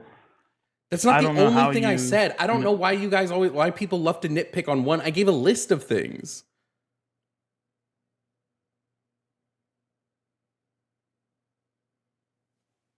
I'm just trying to show that, like, you have a different standard for the Bible than you do. No, I don't. Other things in history. No, I don't. Wait, I don't have a different, right? I said I want contemporary evidence, which is stuff written when they were alive. Okay. The date that we have for the inscriptions in the Luxor Temple is 332 to 323 BCE, which is his date, the date of claim of Alexander's rule and conquer of Egypt. So the carvings were done during his reign while he was alive, and they were sanctioned by the Romans. So we know, this idea that there's no contemporary evidence for him is crazy. We have the coins minted while he was alive that have been dated to his life. We have there's so many. He's in the cuneiform tablets. Like there's a bunch of contemporary writings for Alexander the Great. I mean, I looked up contemporary, and I mean, some you people took a Google AI overview living. and said this is. You know what Google AI tells me? Some people when I type into Google, is there contemporary evidence of Alexander the Great? Yes, there is some contemporary evidence of Alexander the Great. When I type into Google, Google's just telling you what they want to hear, what you want to hear. Okay, so if I say, let's say I wrote about the World War II right now, you're saying that would not be acceptable in the community if I was to do that. What are you talking about? Nobody's talking about whether it's acceptable. You keep making an argument I'm not making. No, because I'm saying if we're taking a historical event and you want to tell me that this historical event is true, I want to see writing about this historical event from when it happened. I don't just want to see people writing about it after the fact, right? If all we had to prove that World War II existed was writing from 40 to 50 years after it happened, and there was nothing else. There was no living witnesses to it. There was none of this. We just had a writing from 40 to 50 years, and we were living thousands of years post World War II. Yes, I would say I don't necessarily believe this happened. But what I'm trying to say is when it comes to the events of the Bible, especially around Jesus, we have so many people writing around that time period within the lifetime of the eyewitnesses of the events. We don't know that none of that matters. We don't know that they're. You're saying none of that matters. Wait, because those eyewitnesses aren't named. Those eyewitnesses. But you don't. No, they don't. No, they don't. Yes, they do. None of the scholars. Scholars are very consistent that we don't have contemporary evidence of Jesus. That doesn't mean that they don't believe that he existed, but they are pretty consistent that there's not contemporary evidence of him. You're saying that Josephus and Tacitus and Pliny the Younger, Josephus wasn't alive when Jesus was alive. And what did Josephus even say about Jesus? What did Josephus say about Jesus? Hold on, you're not even letting me finish. What I was trying to say is when historians read those writings, You're saying everything they say is totally dismissed. It's totally discredited. This is what I'm talking about. You're not listening. You are just waiting to respond, and you're not listening to what I'm saying. I don't deny that Josephus wrote about Jesus. I don't deny that at all. Nobody denies that Josephus wrote about Jesus. What he didn't do is he didn't write that Jesus was divine. He didn't write that Jesus was a Messiah. He didn't write that he was a prophet. He didn't write any of that. His lines about Jesus were like 2 sentences long. So the only problem you have with Jesus is because it has writings that have miracles in them and that talk about him being divine. I can believe. Other than that, it would be credible. Is that what you're saying? I can believe that a man named Jesus Christ existed. I can even believe that a man named Jesus Christ was persecuted by the Roman state and crucified. What I don't believe is that magic happened. I don't believe he rose from the dead because there's no evidence of it. I don't believe that he walked on water. I don't believe he performed miracles. I don't believe he was the Son of God. I don't believe in any Christ divinity. I believe in none of that because there's no evidence of that outside a couple of people claiming that it happened with wildly different interpretations of it. Some of whom make shit up. John has miracles Mark, Luke, and Matthew never talk about. So, I mean, I feel like we're talking past each other here. Like, I already told you, like, literally from the first sentence that I can't provide you proof of miracles. So if you're looking for proof of miracles, I can't provide that for you. All I can do is point to the evidence. Well, wait. All I can do is point to the evidence. Stevie, if you can't prove the mysticism, if you can't prove the mysticism, then the prompt holds that there's no good reason to believe in Christianity. There's no reason to believe in the mysticism if there's no proof of the mysticism. Let me ask you this. Let's just say the events did happen. What would you need to see to believe, or what would you need to see to believe that it happened? I mean, let's say it's 2,000 years have passed. What evidence are you looking for that would say, you know what, that miracle, it looks like it did happen? If Jesus rose from the dead, like let's take the resurrection, for example. If I want to believe in the resurrection, why is there no Roman writing of there were supposedly Roman guards at the tomb? Why are there no official documents from Rome about Jesus vanishing? I need to see if the story even aligns with Roman practice at the time. Roman practice for anyone crucified as an enemy of the state was to toss them into unmarked graves. But Jesus apparently got a tomb. Romans allowed Jesus to be buried in a tomb. That doesn't make any sense. Right? It goes contradictory. Well, I mean, that's not true. I mean, they've literally found archaeology. No. Yes, it is. Yes, let me finish. They've literally found people buried in ossuaries that have stakes still through their feet. You didn't listen to what I said. So I didn't say anyone crucified. I didn't say anyone crucified. I said for enemies of the state, they absolutely threw them into unmarked graves. They did not want enemies of the state. There's a difference between crucifixion was not just held for enemies of the state. It was just a common Roman practice. But for enemies of the state, they didn't want those people to be made martyrs. So they ditched the bodies into unmarked graves. This was common practice. Yeah, that's just what you believe, though. That's not what I believe. That's what is documented Roman practice. You literally can't prove that. That's not what I believe, Stevie. That's documented Roman practice. No, there's like I said, there are 4 different writings that talk about him being in the tomb. So you can't say that that's never happened. And all of them are different. Stevie, which one do I believe? Because they're all contradictory. So which of the Gospels writings about the tomb and the resurrection should I believe? Well, I mean, every person that's ever been convicted of any crime ever, the eyewitnesses are never going to give you the same story. Nope, that's not what I asked you. That's not what I asked you. Who should I believe?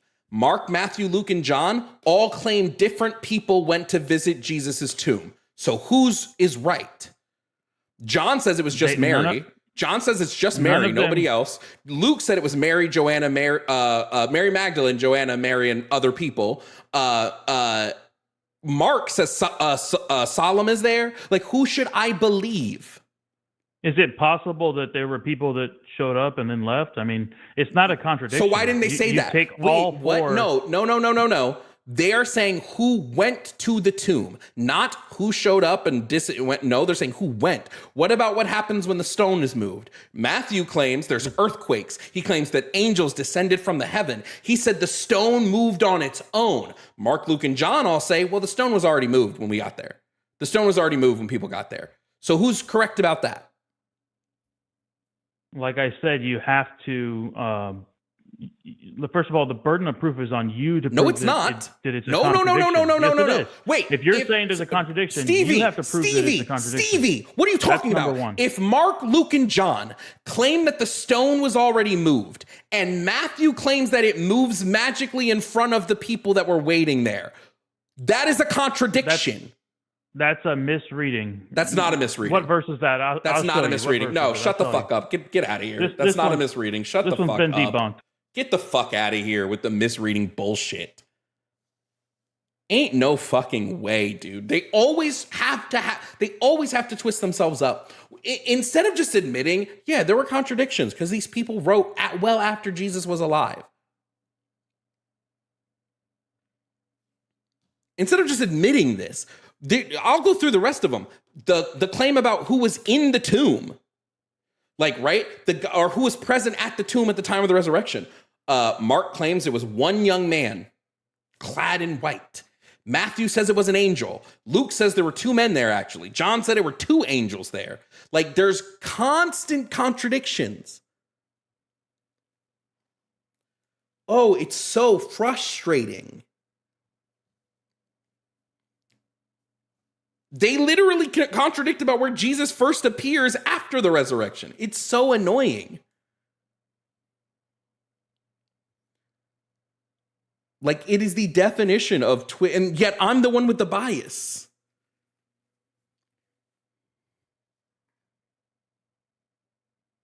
And that's not even talking, we can even get into the further aspect of, let's say Jesus was, there's no evidence Jesus fucking, what is it that Dalton always says? That he fulfilled any of the Messianic prophecies.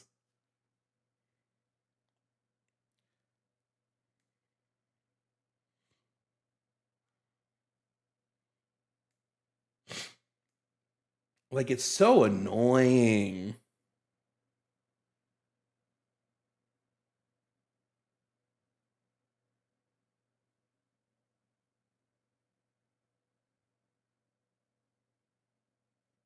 Yeah, no, I'm clearly the one misreading it. Yeah, you're right. You're right. How dare I? How dare I misread your book?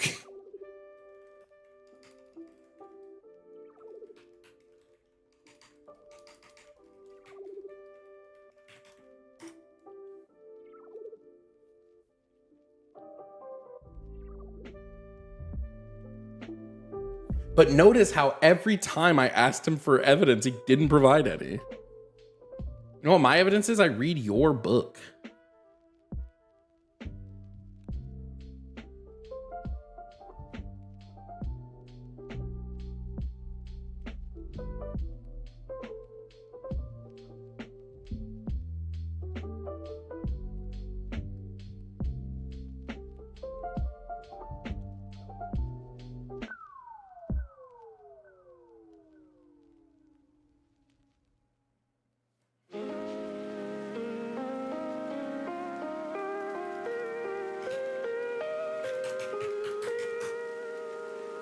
It was the 500 people that saw Jesus. Anyway, guys, hey, listen. If you like Jovan at night, if you like Jovan after dark, consider dropping a tip to the Cash App or Venmo. They're both on the screen. You can support the evening shows. You can come here and support Jovan after dark.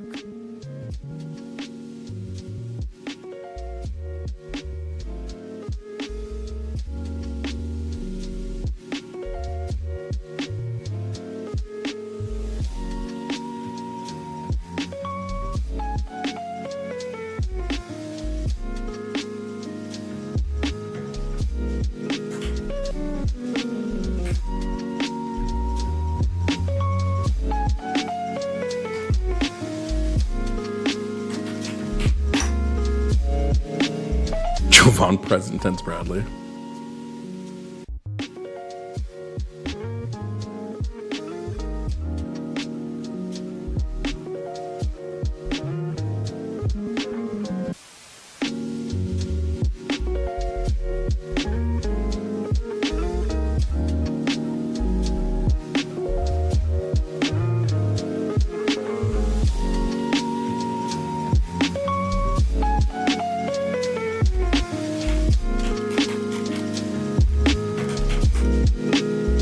I'd like to know which scholars he thinks believes.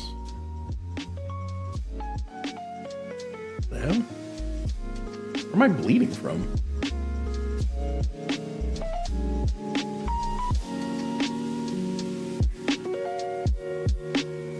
It's gotta be on my chin somewhere. Did I scratch too hard?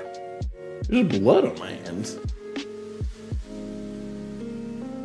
Yeah.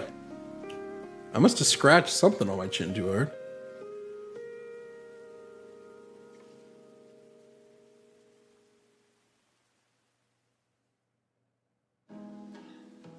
Weird.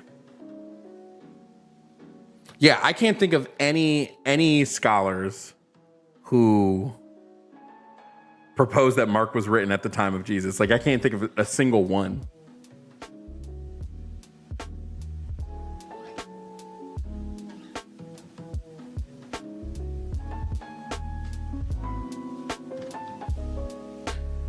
Joseph, thank you for the Cash App. Said for Stevie not understanding how anything works. No, dead ass.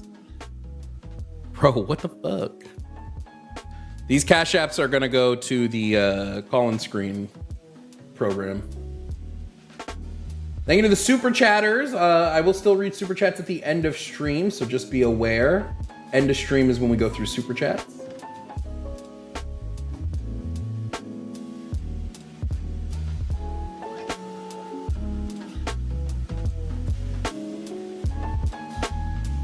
My Pokemon. No, I love Digimon as well, but I don't fuck with Digimon post season 3. Everything Digimon has done post Tamers, I just think has been trash. The new revival of Adventure 1 was pretty good. Other than that, I think it's trash. Kind of Satan, thank you for becoming a tier 1 member over on YouTube. T-Stim, thank you for gifting 1 month over on Twitch. Citra, Citra, thank you for gifting 1 sub over on Twitch.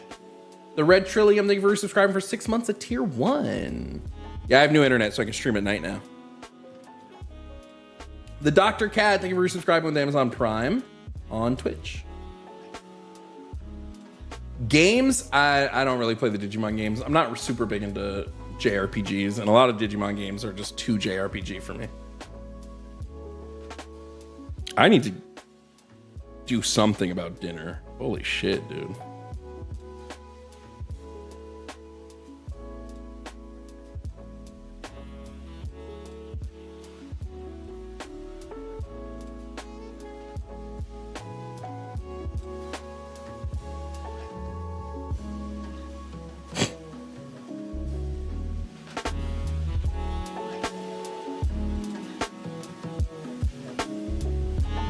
Curious, how did you fix your internet? I moved. And now I have fiber.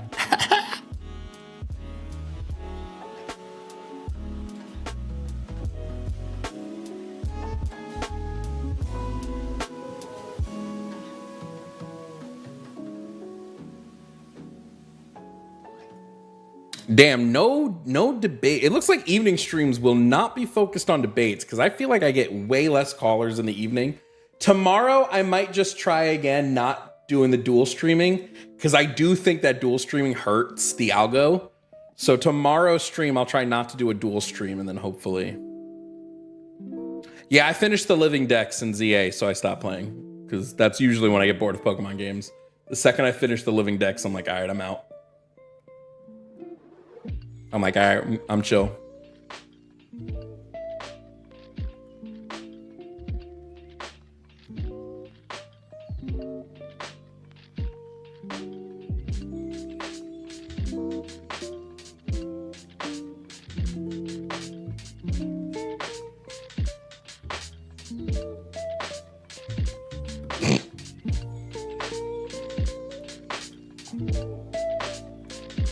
How old am I? 32.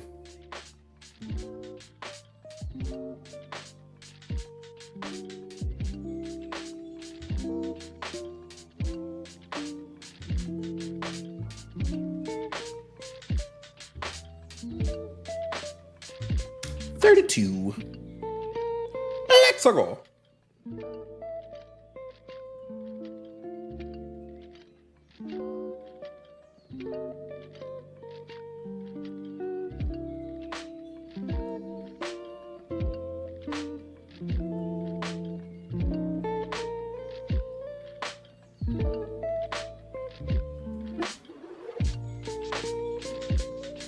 Man, I can't believe how dead it is here at night. I really do think it's the dual streaming. So tomorrow, I think we will move. I mean, we can move to office hours, but that means we switch over to members only on YouTube. It's my favorite Pokemon, Arcanine. He's the coolest. The giant fire dog. Fucking dope. Pokemon peaked with Arcanine's design.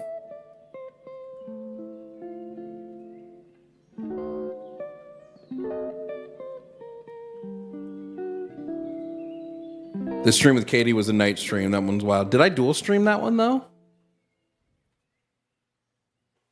I might have.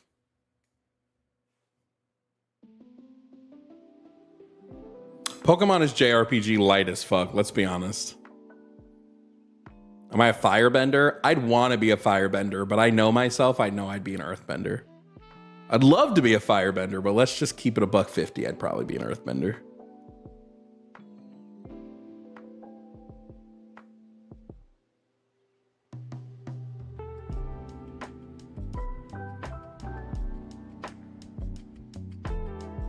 It's also hot as fuck in my office. I gotta get a fan in here.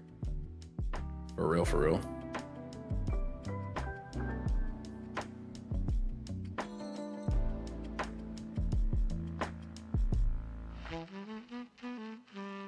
Non-members won't be able to watch. Office hours are gonna be a members only stream on YouTube. It's gonna be a perk for YouTube members. Would you protect the cabbage man? No, I'd definitely destroy the cabbages. For sure. For sure. For sure.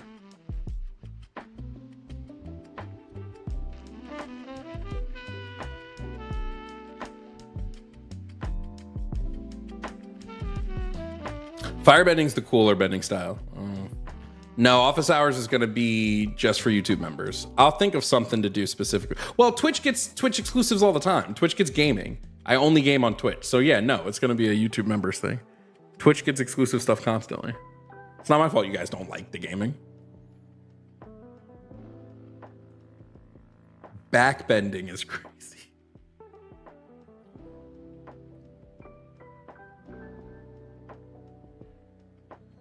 Yeah, I've always thought with those questions, you know, when people are like, who would you be in this universe? I'm like, probably myself. I don't know why I would be special enough to be somebody cool. All right, if we don't get another call by 11 minutes, we'll move to members only on YouTube. Caitlin, thank you for becoming a tier 2 member over on YouTube. Shout out to you. Aurora, thank you for resubscribing to Amazon Prime over on Twitch. Let's go through our super chats real quick. Why don't we? From Comic Writer said, keep fighting the good fight. I plan to. Thank you, Olog JJ, for the super chat. From Pibble Punk, cheap hack, mount blankets on the wall for echoes. Yeah, I'll think maybe it's probably the best to do for now. You changed your name, Violet Vampiress. I like it. Is it an emo phase if you never grew out of it? Asking for a friend. Yeah, it's just a long phase. Bad question, Giovanna. Eat nails for breakfast without any milk. Without any milk. How tough am I? I eat a bowl of nails for breakfast. So, without any milk. It's so good. Kids have eaten Tide Pods, so clearly washing machines are food too, and important to keep bringing up. No, dead ass. Dead the fuck ass, bro. What the fuck? Misha said, love to see the streams at a time I can watch in Australia. Can we find the good fight, Jovan? Hey, I plan to. Grim Reaper said, hi, Jovan. This is my first time catching a live. I love your content as it keeps my brain working through the day. Hey, thank you.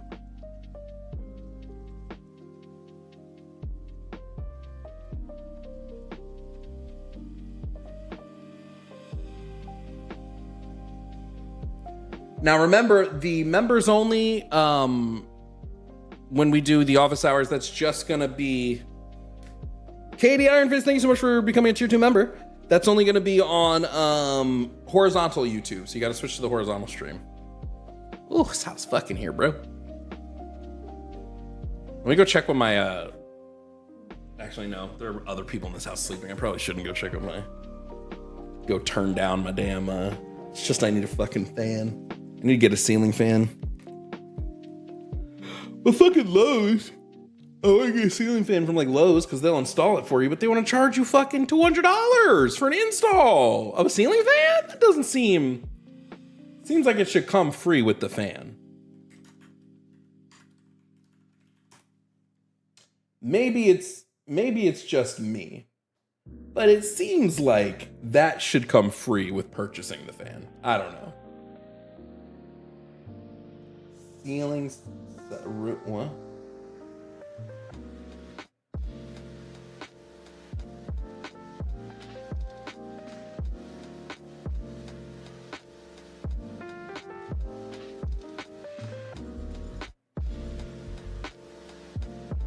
I don't do nothing that requires electricity.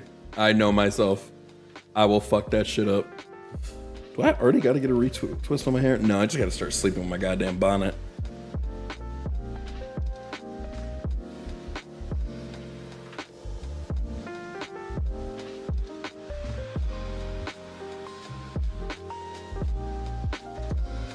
I'm just waiting to see what the call is about in stream right now, and if the call is something interesting, we'll do it, and if not, we'll move to office hours.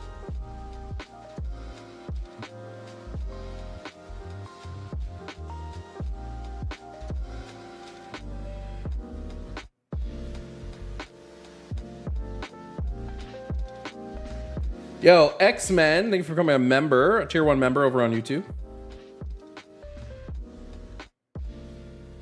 The office hours replay too will probably stay members only. Like that might be what I do, because I want to do like a members only video like once every couple of weeks on YouTube, and office hours is a good way to do that.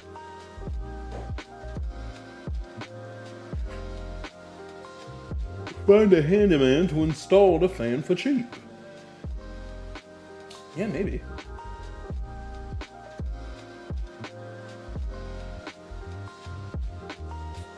I'm looking at these fans. Okay. I want one. Okay, use indoor. Ceiling fan size? I don't fucking know. With a light. It'd be dope if it had a dimmer. Like, let's say I just wanted to get this ceiling fan. How much is the installation on this?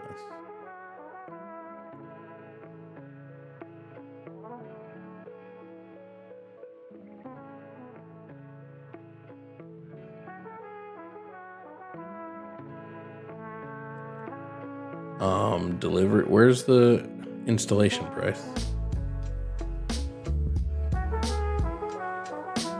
Will you tell me if I add it to my cart? Installation. Oh, this one's only $139. Oh, now it's only $104. Oh, that's not bad.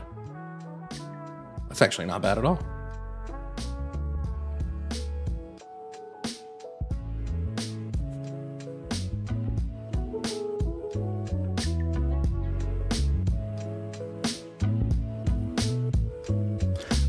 Yeah, that's a good idea, Winnie. Winnie, that was a good idea. Okay, we're gonna move to office hours. That means Twitch. It was good to hang out with you today. I'll be back for you tomorrow. We're gonna do some game. We're gonna finish Dispatch tomorrow, probably fully finish. So be here on Be here tomorrow on Twitch for that, because we're gonna play some Dispatch either in the morning or the evening. I'll let you know. We're going to move to YouTube to members only on the horizontal stream. So if you want to continue, head to the horizontal stream on YouTube, and we're going to do like 30 to 45 minutes of office hours. Okay?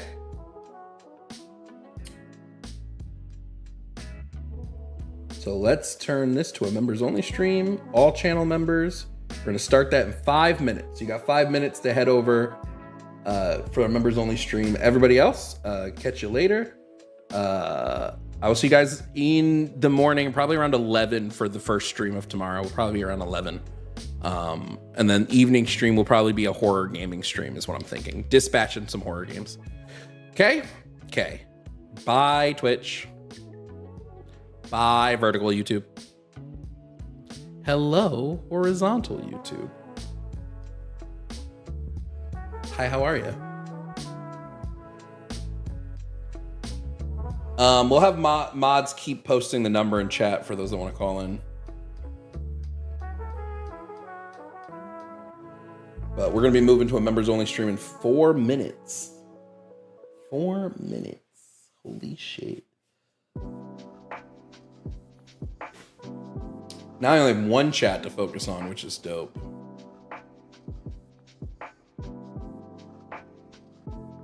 What have you guys been talking about today in the vertical YouTube chat? Are you guys still talking about bending? Okay, I'm gonna go get a drink and then I'll be right back for office hours. I'll be right back.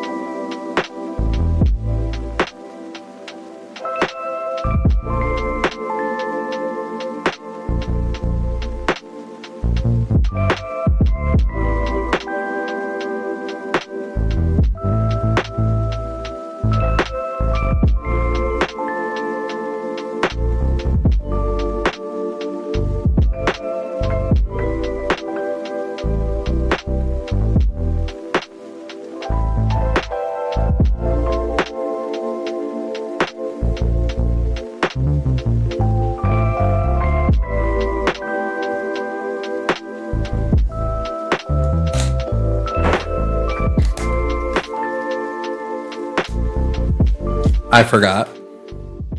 I have a motherfucking pound cake.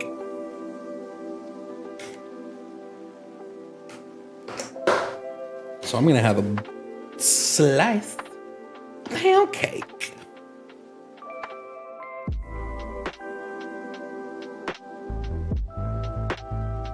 That's my little treat for the day.